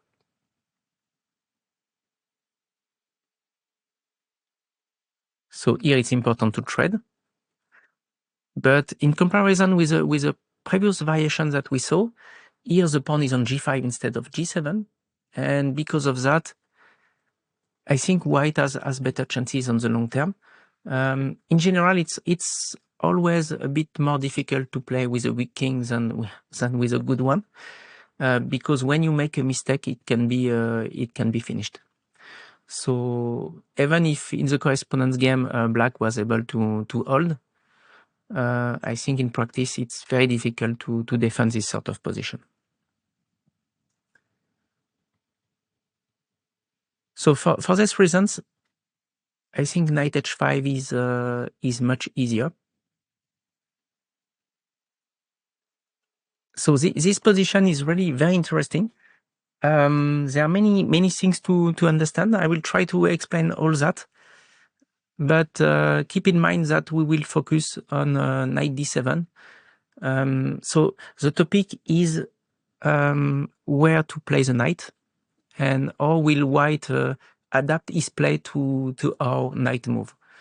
Of course, we could go to b6. We could go to e6 via f8. And the beauty of this position is white has two plans. He can play for b4, b5 or f3, e4. And white will try to adapt his play according to what we do with our knight. So if we go to the left, white plays to the right. And if we go to the right, white plays in the center. So that's the basic idea. So we will see concretely how it works. For example, rook b1 is quite logical in order to play b4, b5. So because of that, we will go to the same side. We will go to the queen side. We know that against the minority attack, the knight on b6 can be very useful. So here, I think it's clear that the knight is on the right square. So bishop d7. Bishop e6 is quite interesting. But now white could change his mind. And because we are fully prepared against b5, here, in fact, it's possible to play another plan, to play f5 first, and then f3. Knight d6, e4. And here we see that the knight on d6, who is also a good defender against b4, b5, is maybe not optimal against f3, e4. So for this reason, I think bishop d7 is a better move than bishop e6. So here we play bishop d7. The difference is white can never play f3 because e3 will be immediately lost after queen takes e3. So white is not able to play a combination of f5 and f3, e4. So he has to continue to play on the queen side. If he pushes immediately, here we play the typical plan where knight b6 is optimal. We take on b5 and push c5. And we saw already that this type of position is completely okay for black, because simply b5 is not stronger than d5, so white cannot claim any positional advantage. And we have enough counterplay on the c file, and any endgame will be, without the EV pieces, any endgame will be quite comfortable for black, because the king could go very fast to c5 and target the pawn on b5. So b5 is probably too early. After rook b2, it was played in a correspondence game again.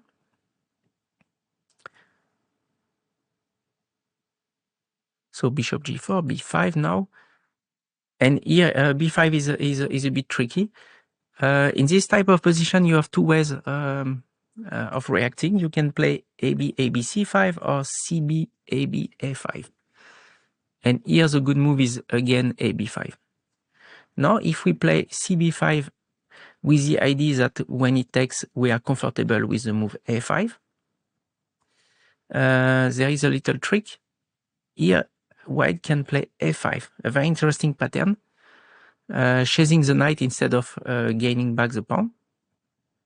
And then knight d5, and it will be very, very difficult to defend with black, because without any central pawn, the position is simply very difficult.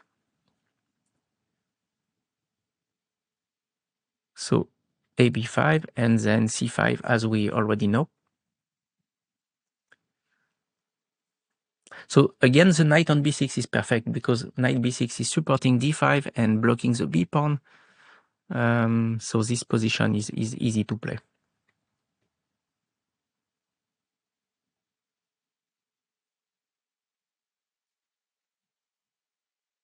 So here there are some tactics, but white has no advantage. So the rooks are active and the knight will jump to c4 at some point. Again, this pawn structure is totally fine for black.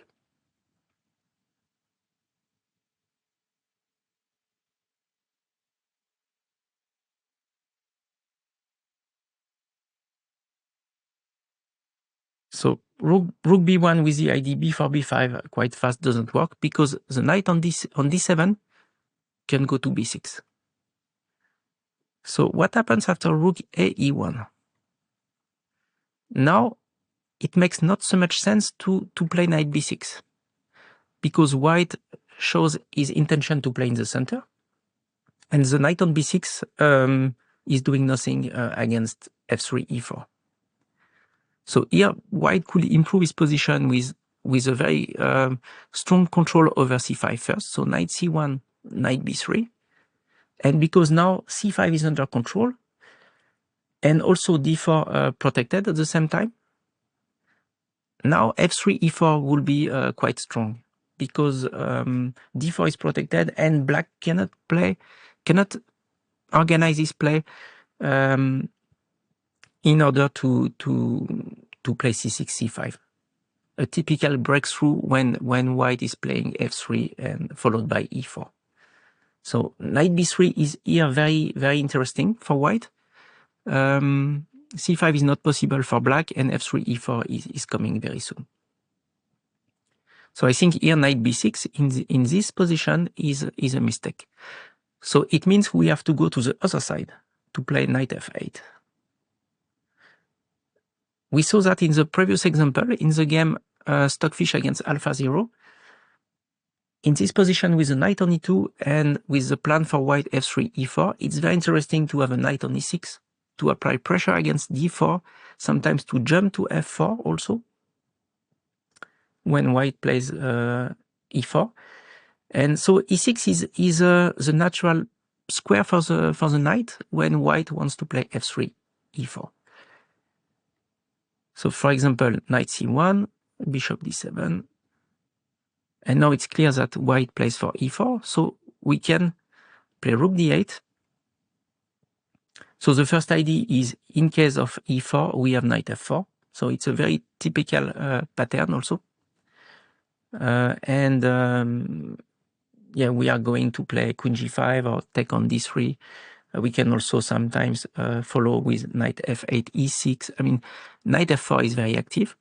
Because of that, white can play queen f2 first and try to reinforce his position before playing concrete. Bishop c8. So here, for example, e4 is quite funny. We can first draw with take, knight e6, and queen f6.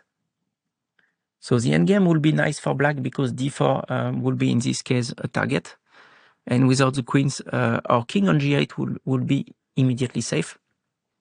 And if white plays queen e3, we can play queen g5.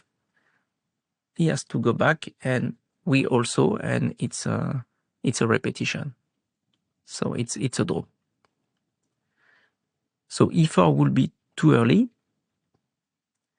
And if white waits a bit, here we can play b6 and knight e6.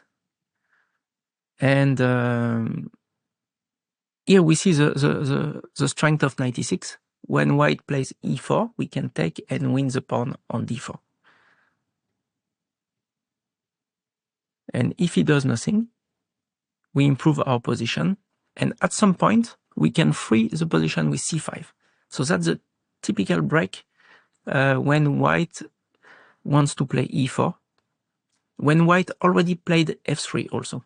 Because e3 becomes a target in a position where white takes on c5, we take back, and e3 is as weak as d5, so black has no problems.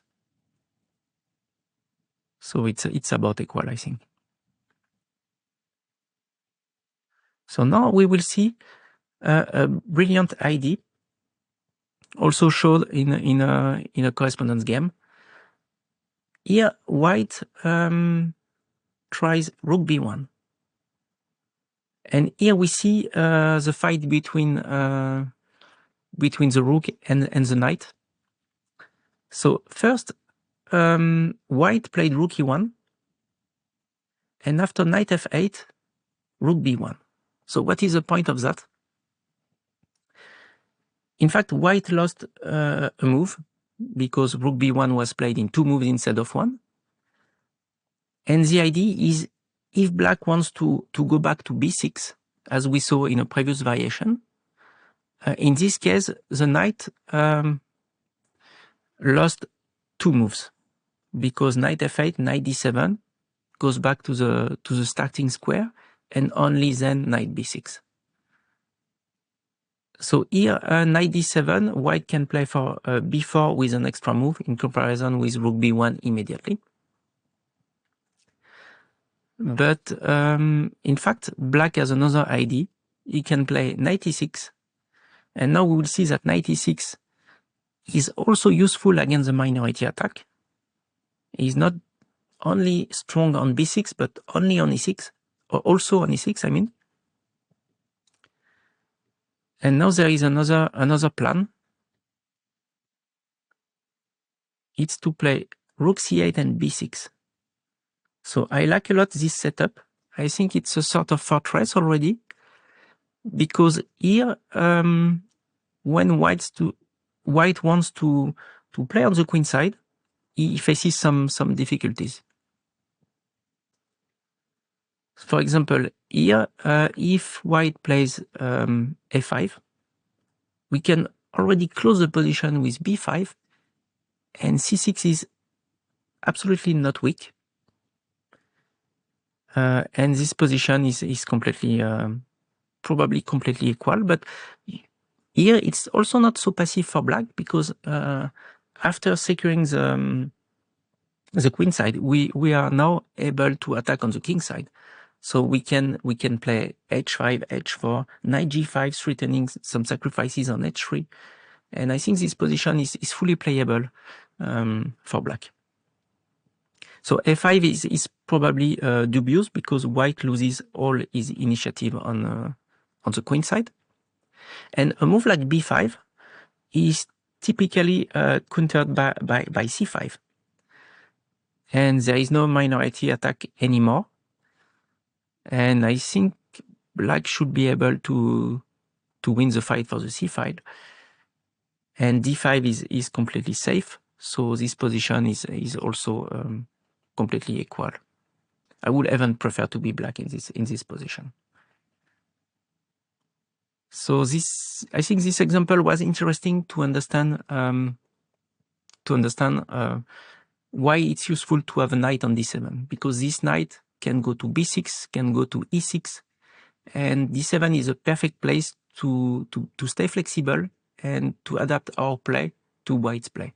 So now I would like to show you an important moment in a very important game, Leko against Kramnik. I think Kramnik is one of the best players playing the Karlsbad structure, and in this game he shows really a lot of understanding, and we will try to discuss all that. So here, black has 2 different plans. It's possible to play for a kingside attack with knight f6, knight g4, or to go back with the queen to e7 and prevent an immediate b4 and try to fight against the minority attack. So Kramnik played queen e7, but first we can maybe discuss a bit knight f6.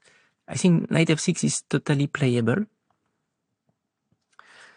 And the idea is to play knight g4 in order to provoke the move h3.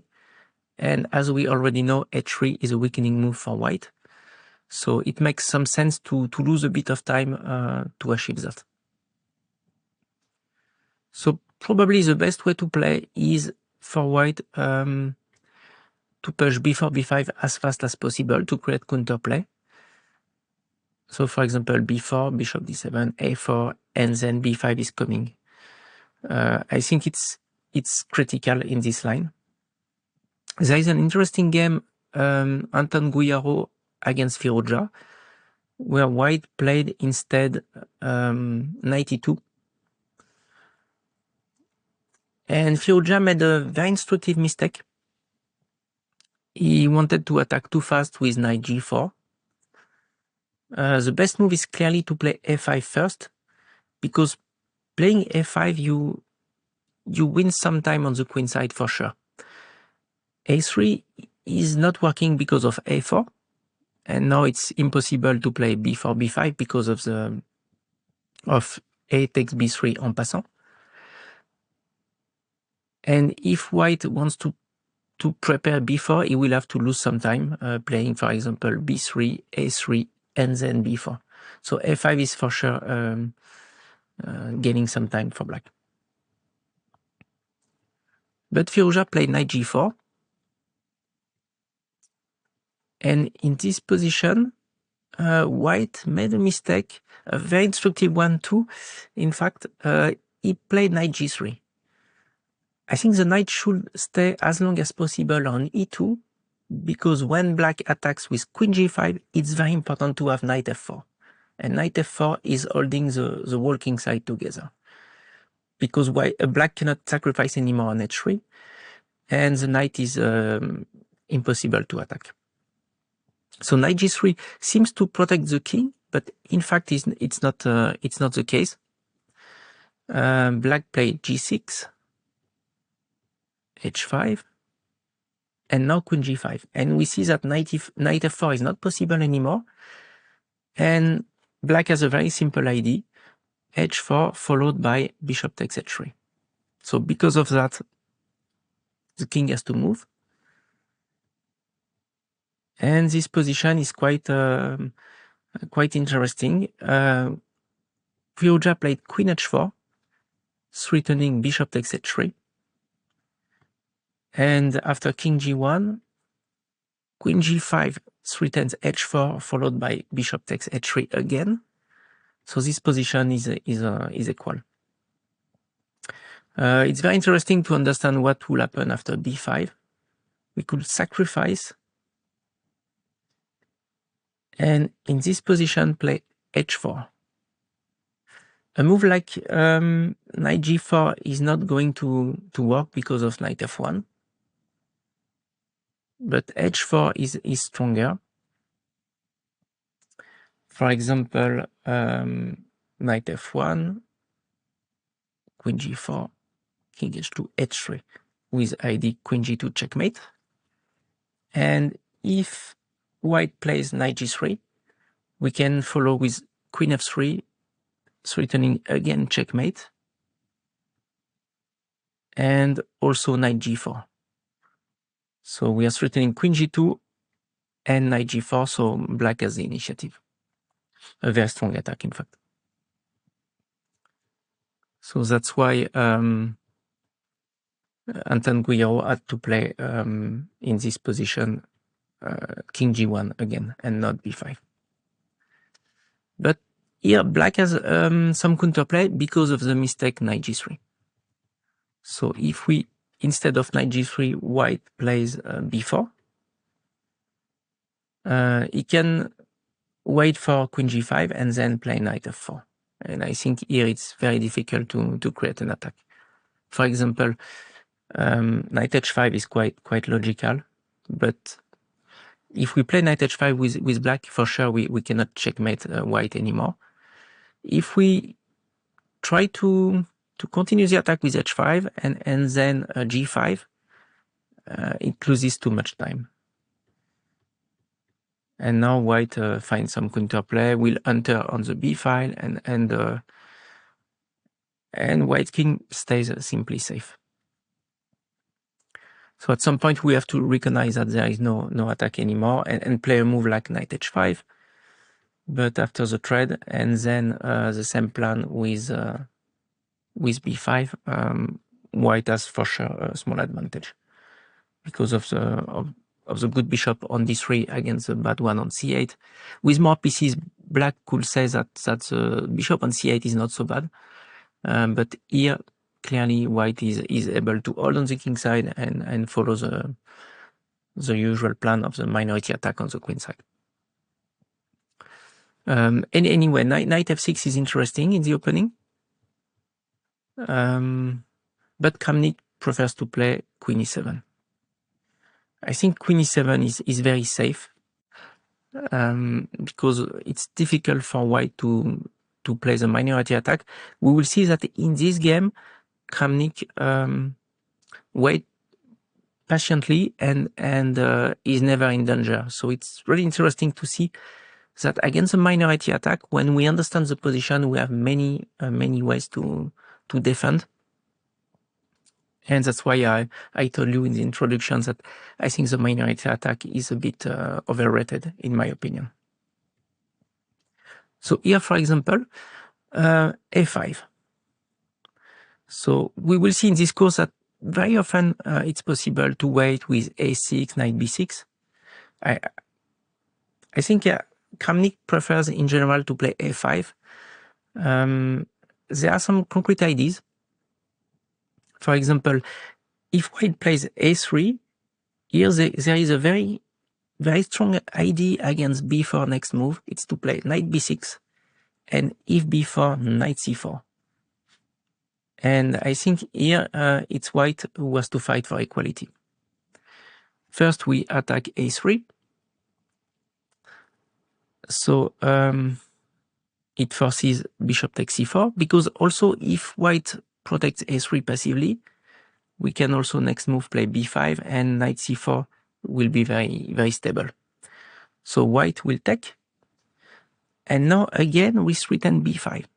So it forces b5 for white. We take.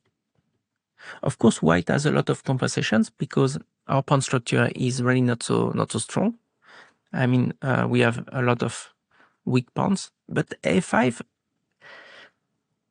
I think is more passed than weak here, and because of that, black has a good endgame. For example, after queen d3, and we will try to play bishop a6, bishop b5, and this position is objectively equal for an engine, but white has to be careful. He can take back d3 quite fast, playing knight c5, and later rook d3, rook d1, and knight takes d3. But we can also gain some space with the a pawn, and we have nothing to fear with black simply. So it will be a mistake to play a3 b4 as fast as possible with white. So Leko played. Leko understood that Kramnik wants to play knight b6, so he played knight a4. And here it's a very interesting moment. I didn't understand immediately what Kramnik wanted to do. Looking at the game, I analyzed that seriously, and I couldn't understand at first why Kramnik played king g8, queen d6, and then g6 with the idea of h5, h4, h3. Why did Kramnik lose so much time? Why not to play here g6 immediately? In fact, I think the reason is white didn't commit himself fully to the minority attack yet, and because of that, it's still possible to change his mind and go back to a plan where the goal is to open the center.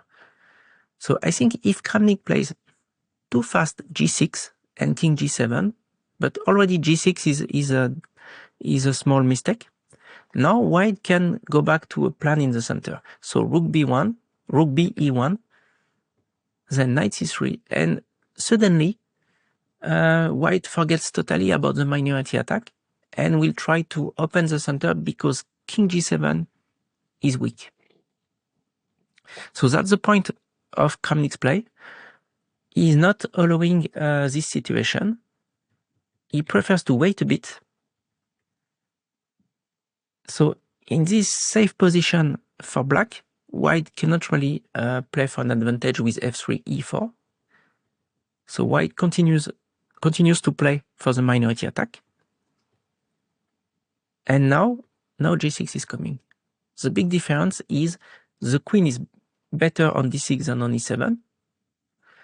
And white's rook are on c1 and b1 instead of f1 and e1. So now it's much more difficult to switch to the central plan with playing rook f1, rook e1. It will cost too much time for white. So I think it shows the great understanding of Kramnik in this type of position. So here Leko plays h3. The question is why not b4?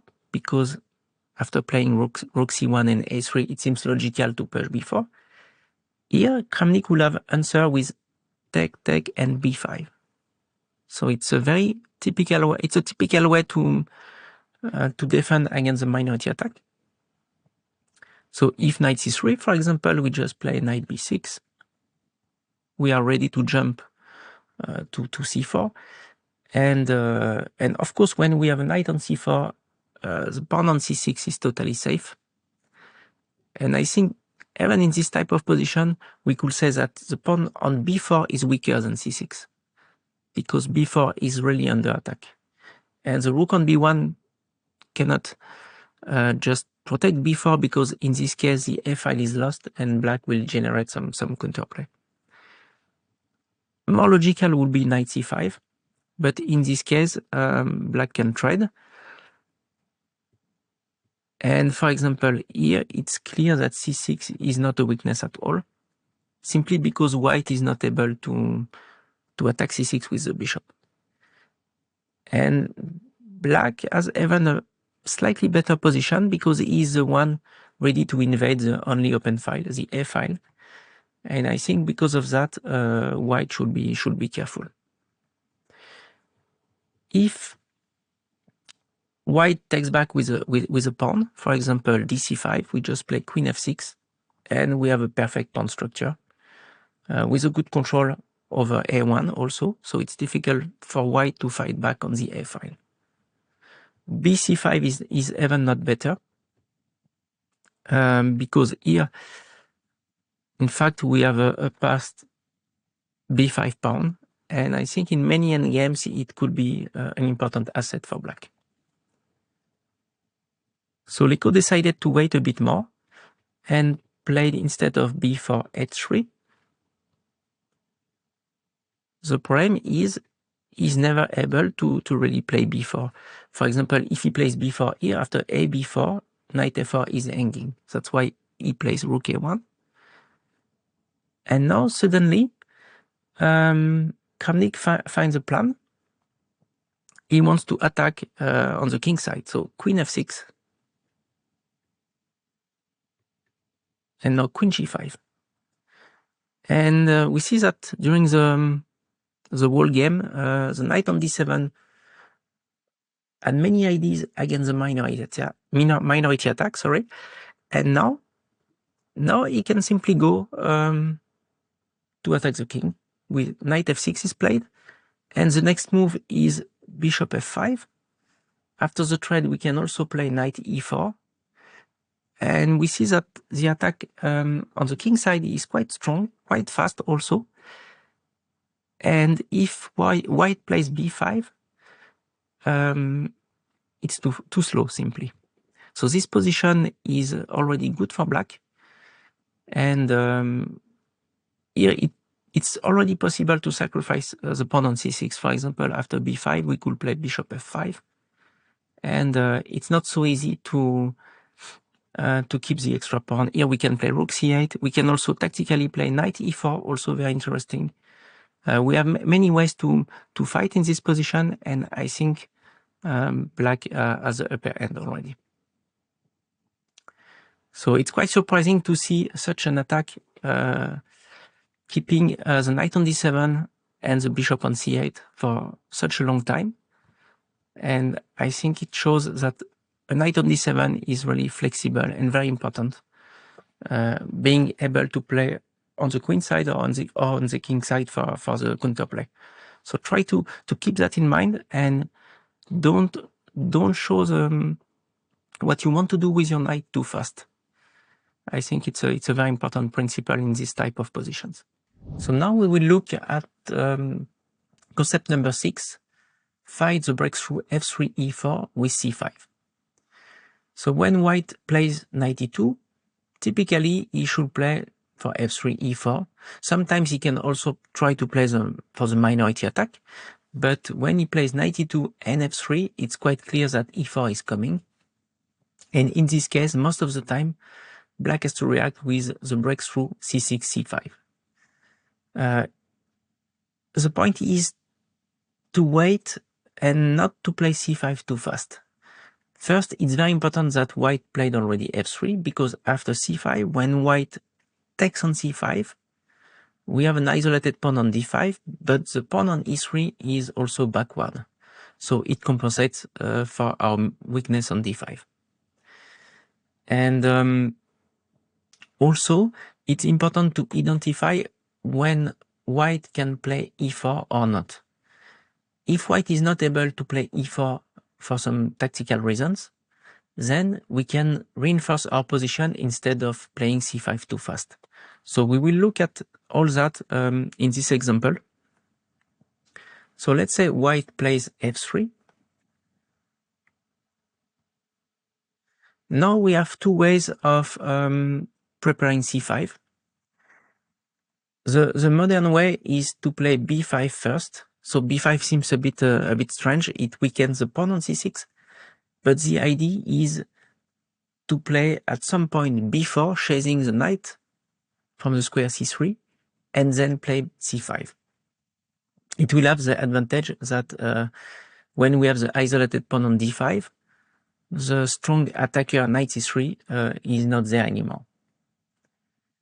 And there is also what I call the old school way, b6. We can start with this move b6. So b6 is very logical because this move will support c6, c5.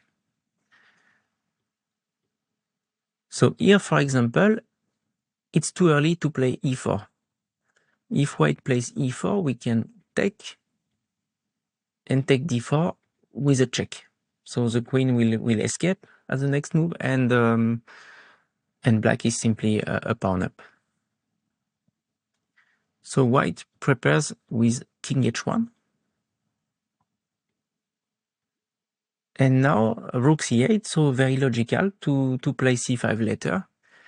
Again, we play rook c8 and not c5 because we recognize that e4 is not possible. So if white plays e4, this time we have the very typical way of answering, take knight g4.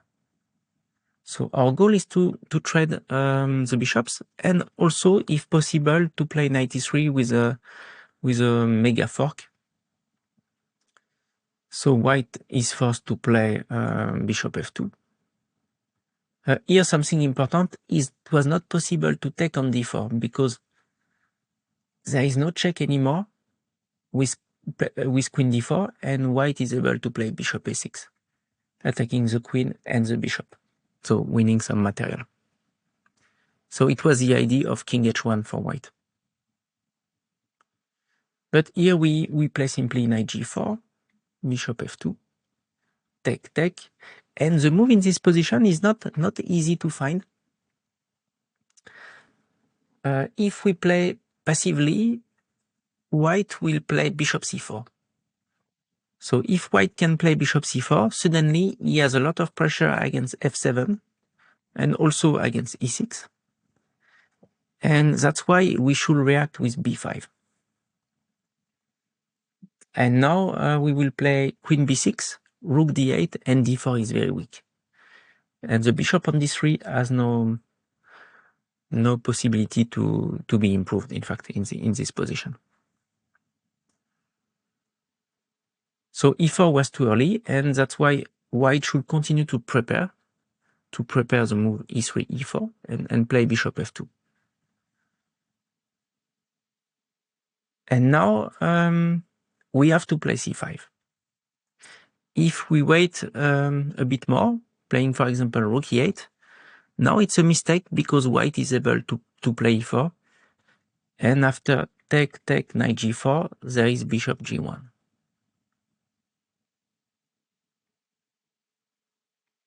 And this position is clearly better for white. There is no way to fight against the white center. And I think white will soon play h3 to chase the knight. Probably double on the f file. f7 is already weak. Bishop c4 is also very logical for white here. It shows us what happens when we forget to play c5 on time. So in this position, that's the last moment to play it, so we play c5. And here, for some tactical reasons, we have to take back with the knight. It's very appealing to take with the pawn, but here there is bishop c4. And if we move the queen, here bishop e1 would be a very nice solution for white, threatening to take on d5.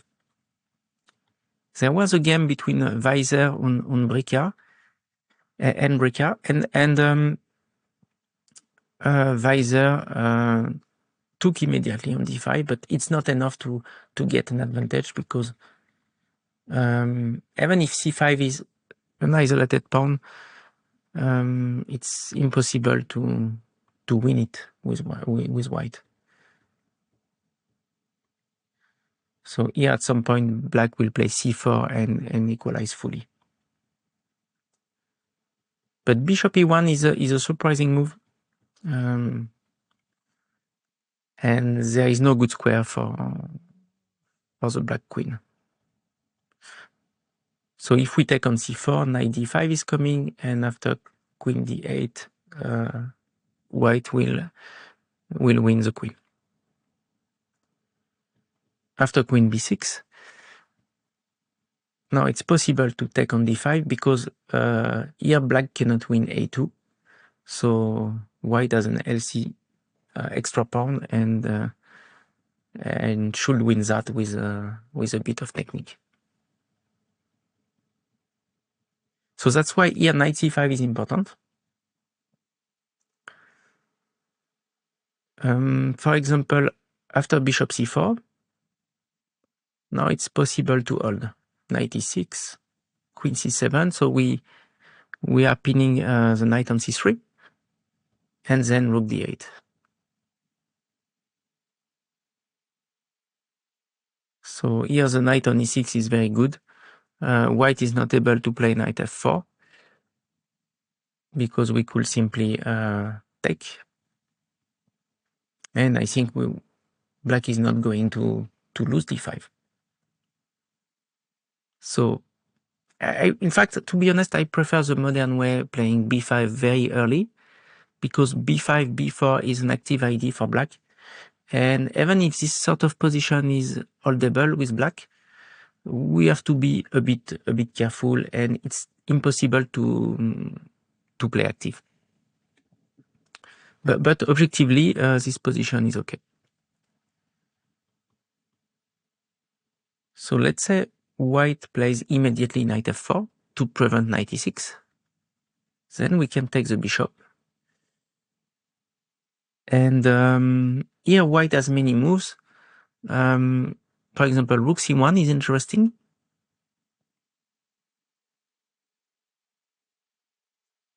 But here the weakness of e3 compensates the weakness on d5. So black is okay, and black has the bishop pair also. It can help in some situations. For example, if white takes on d5, now rook c2 is very strong. Here rook b5 would be extremely passive. Then black could play bishop c5 with a lot of pressure against e3, f2. So black is more than okay here. So bishop h4 is logical. And here black has a surprising defense, because now we start to be a bit under pressure. White has activated all his minor pieces, and d5 could become really weak. But here, knight h5 is a key move, because if white takes on e7, we can take on f4. And here we destroy white's pawn structure. And even if d5 remains weak, it's not a prime anymore. If, for example, here, if white takes on d5, we can enter on the second rank also very fast. And if he plays f5 to improve his pawn structure, now we can save the pawn. We play rook d8. And I think no player can here in this position do much, because if white stops the d pawn, he has also no active pieces to attack the black king. And of course the d pawn cannot go also very far here, so nothing happens, and this position is about equal. In the game Olsen David, white took on h5. It's probably a small mistake, because now black has a bishop pair, and the dark squared bishop is particularly strong. Here there is a trick. After knight fd5, black can take on c3 and win with bishop a6. And in the game, after knight cd5, bishop takes b2, and here it's clear that a7, b6 in an endgame are an asset, and the bishop pair is very, very good. Even if white has some compensation with a strong point on d5, I think this position is better for black. The plan is simply to advance the pawn majority on the queen side, and supported by the dark square bishop, it will be quite strong. So instead of playing b6, nowadays top players, they tend to play b5. So so the play is quite similar, but at some point black is able to push b4. So again, it's all about understanding when white is able to play e4 or not. So here it's very interesting. Black has to move his bishop, bishop c8, and there are three squares. An idea could be to play bishop a6 with the idea that b4 will trade the bishops later, but is not so bad. Bishop b7 also makes sense, because when we play with c5, then the bishop is defending d5 and controlling the square e4. But in the game Lenderman-Abbasov, black played bishop d7. And I think it's very interesting. Here the idea is a bit different. After b4, knight c3 will go to f4, and then with c5 we will be able to attack this knight. So bishop d7 is less passive as it seems. And if white plays immediately e4, then we react with usual ID, take knight g4. And to take this bishop on f2 will be a success. Also, another idea is to play bishop g5, targeting the queen on d2. So here suddenly black is very active. So after rook c1, here we play rook c8. And now, because white will push soon e4, we anticipate that with b4 first and c5. And here black has no problems. So here we even see that d5 is not even attacked. And this position is fully equal. I even prefer to play with black here because I think we have more space on the queen side and we are completely safe. d5 is safe, the king is safe. This position is quite easy to play, and Abbasov ended up winning this game.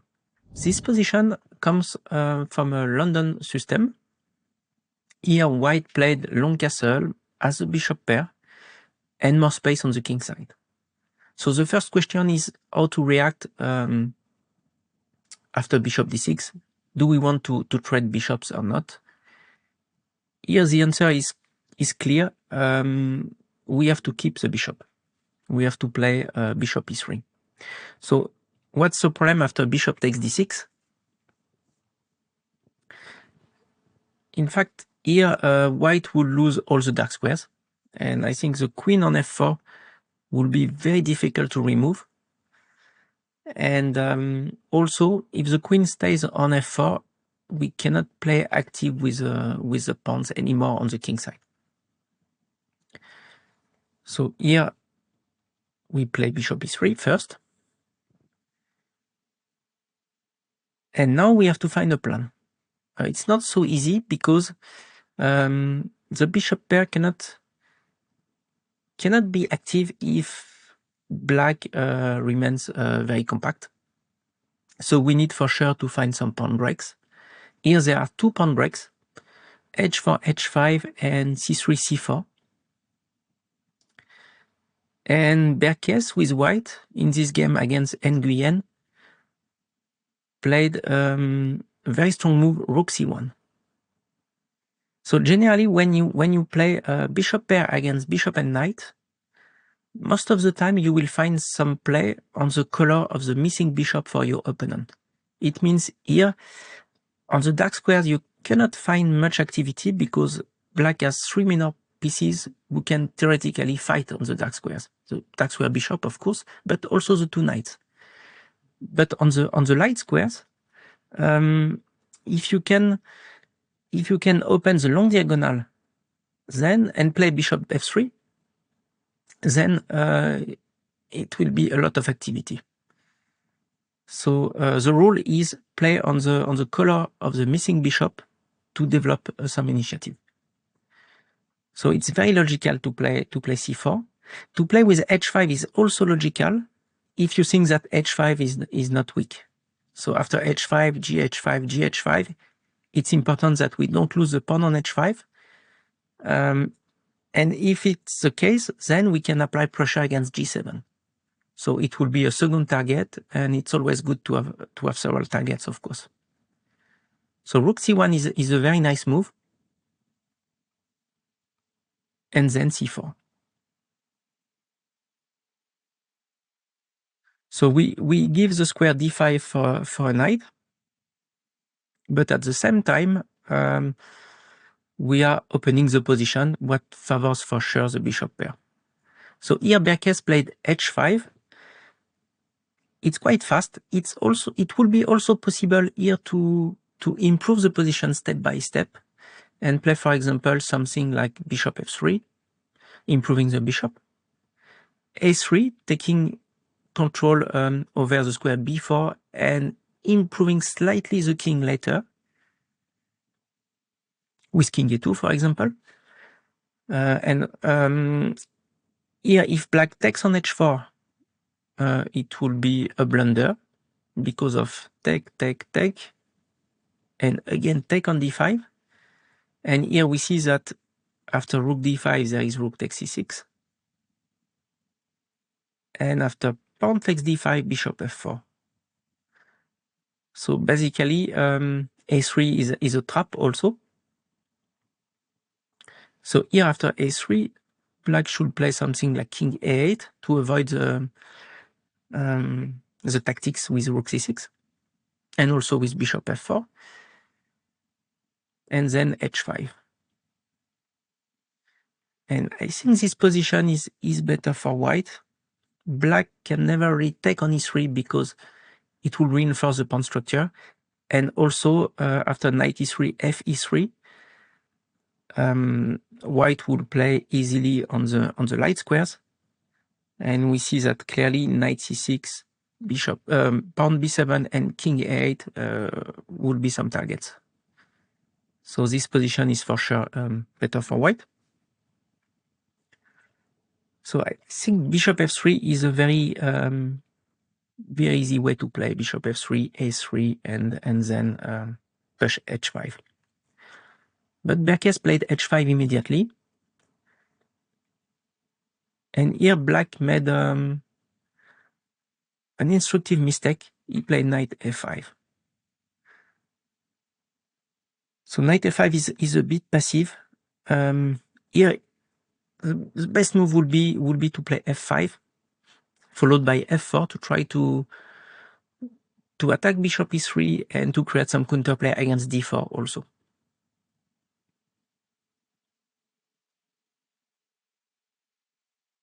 So if bishop d2, knight d4 is coming, so white is forced to play rook c6, bishop f4, and bishop e5. So typically you can say that a pawn and the bishop pair are a good compensation for an exchange, especially if the bishop pair can be quite active in an open position. But I think here it's the case because bishop e5 is really very strong. So this position is balanced, and I think black should hold that because the knight on d5 is also very stable, and after rook d7 it's quite easy to protect g7. So it should be more or less a fortress for black, but white can play on, of course. So f5 was quite interesting in this position. f5, f4. Knight f5 is, as we said, too passive. And now white can target g7. So rook c8.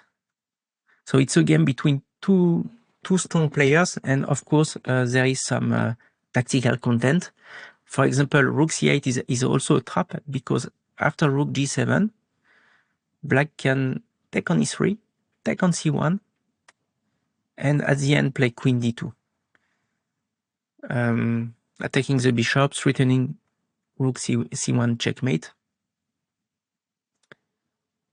And here we see that the h pawn cannot advance further, so h6 is not possible, and black is okay. So Berkes saw that and reinforced a bit his position with bishop f3 first.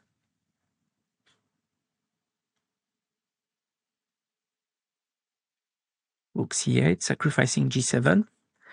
A move like rook g8 is not working because of h6. And I think here h7 is a strong asset for white. I don't see any way to win the pawn for black. At some point, the idea is to play bishop g5, bishop takes d5, bishop f6. So if white can bring his bishop on the e5 h8 diagonal, the game is over. So black played instead of rook g8 here, rook c8. Take knight c3, a practical try, but basically the position is lost for black. Here it's possible to take on c3. Maybe it's a bit easier than the game. And here just play h6. And black doesn't have enough counterplay because h7 is coming very fast.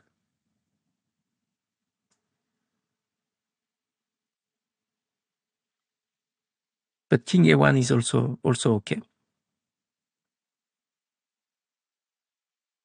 So bishop e3, queen e1, queen d1.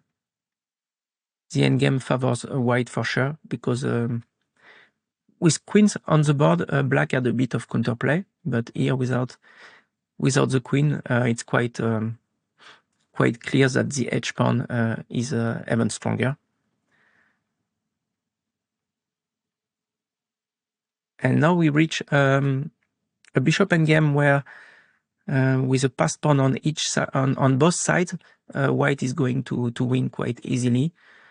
First, we will gain some space with the pawns, create the second passed pawn, and then with the king, the goal is to go to the side where the black king cannot go.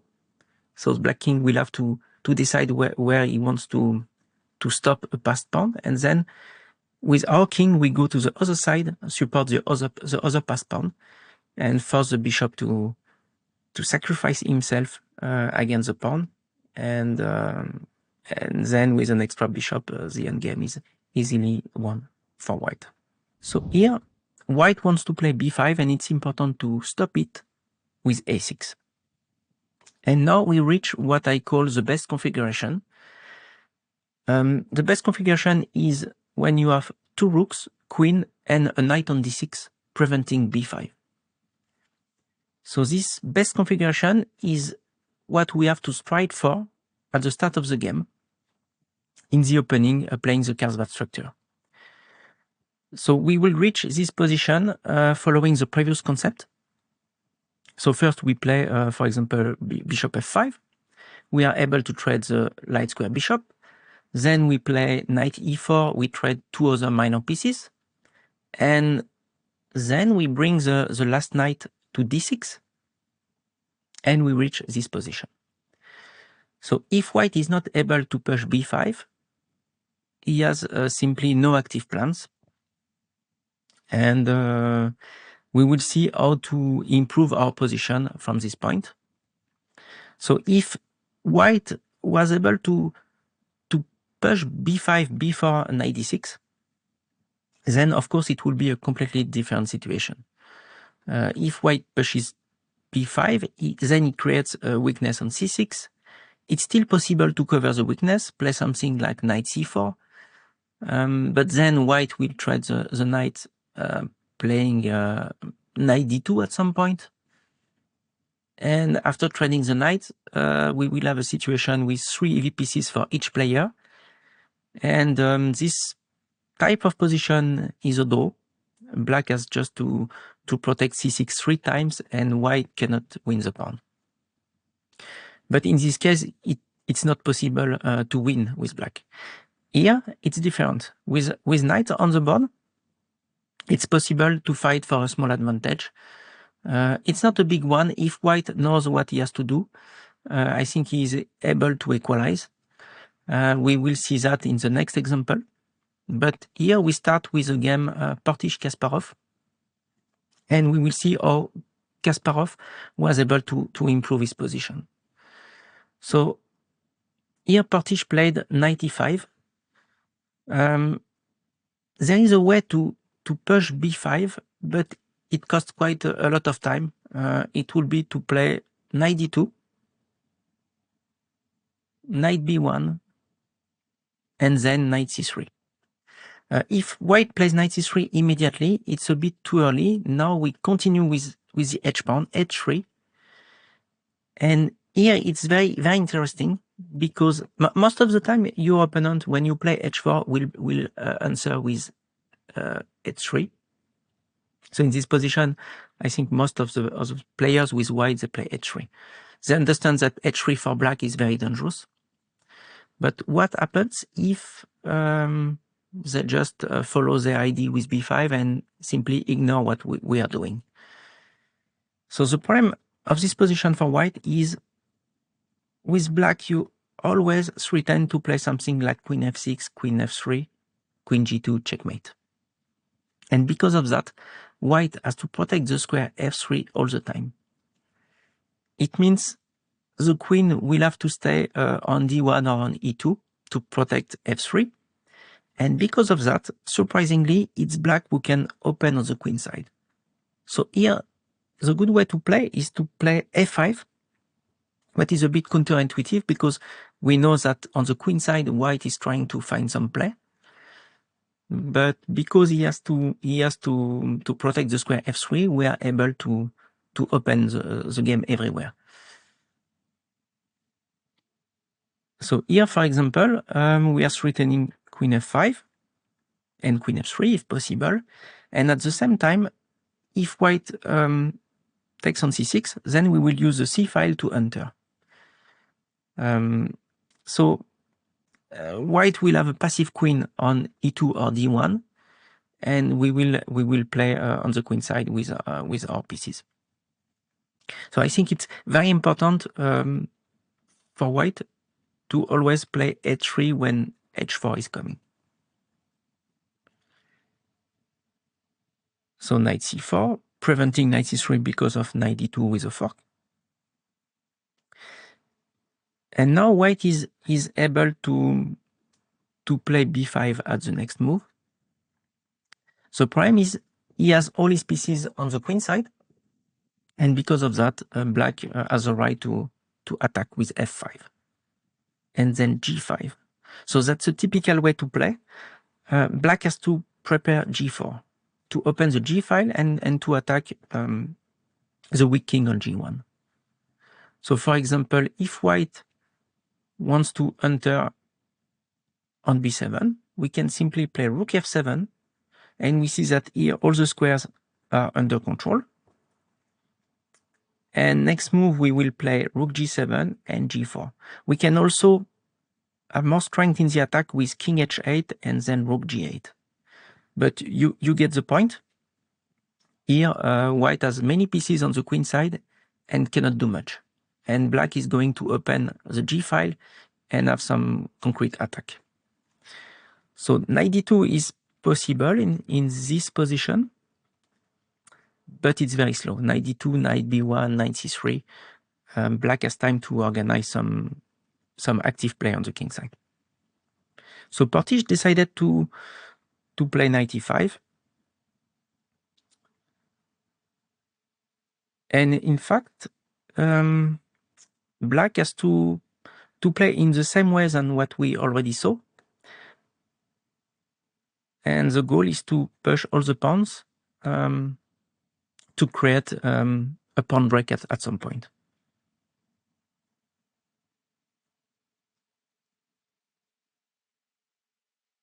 So without a knight on c3, white has absolutely no hope to open this position. So black should take his time to improve his position step by step. So f6, g5. So of course, if we trade queens, now we have no attack anymore with black, and this position will never be an advantage for black. So it's very important here. When you get the best configuration, it's very important to understand that you shouldn't exchange any piece. Because if you exchange something in this position, you lose the possibility to attack strongly. So here, for example, queen c2 is a waiting move, but the idea is to play knight c5 and attacking the rook and the queen at the same time. It will force a queen trade. That's why Kasparov plays rook e7. And now h5, h4. And the goal is to prepare g5, g4 with an attack. I think objectively, to be honest, this position is still defendable for white. Portisch was not able to do it.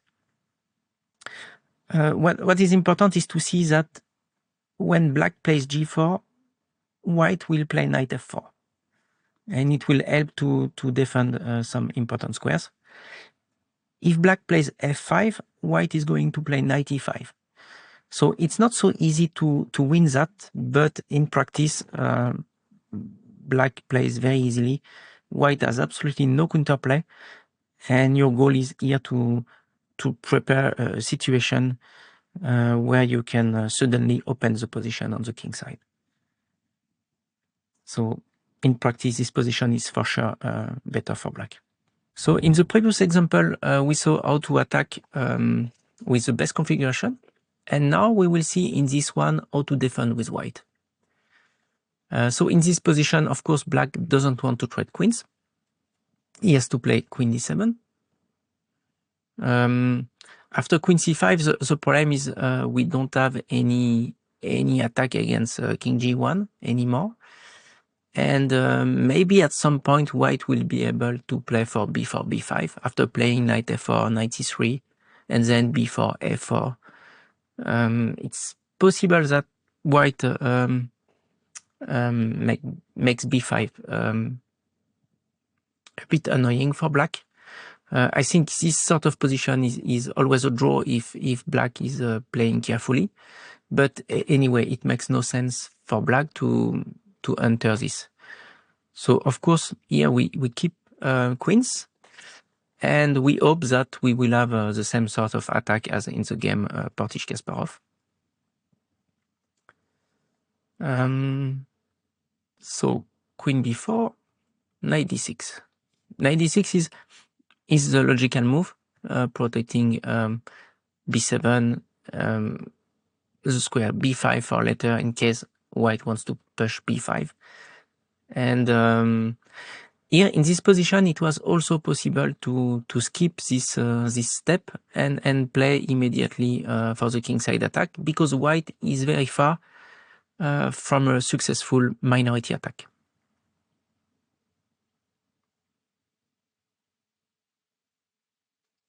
So here we can start the attack on the king side, but knight d6 makes also a lot of sense. And now we can start.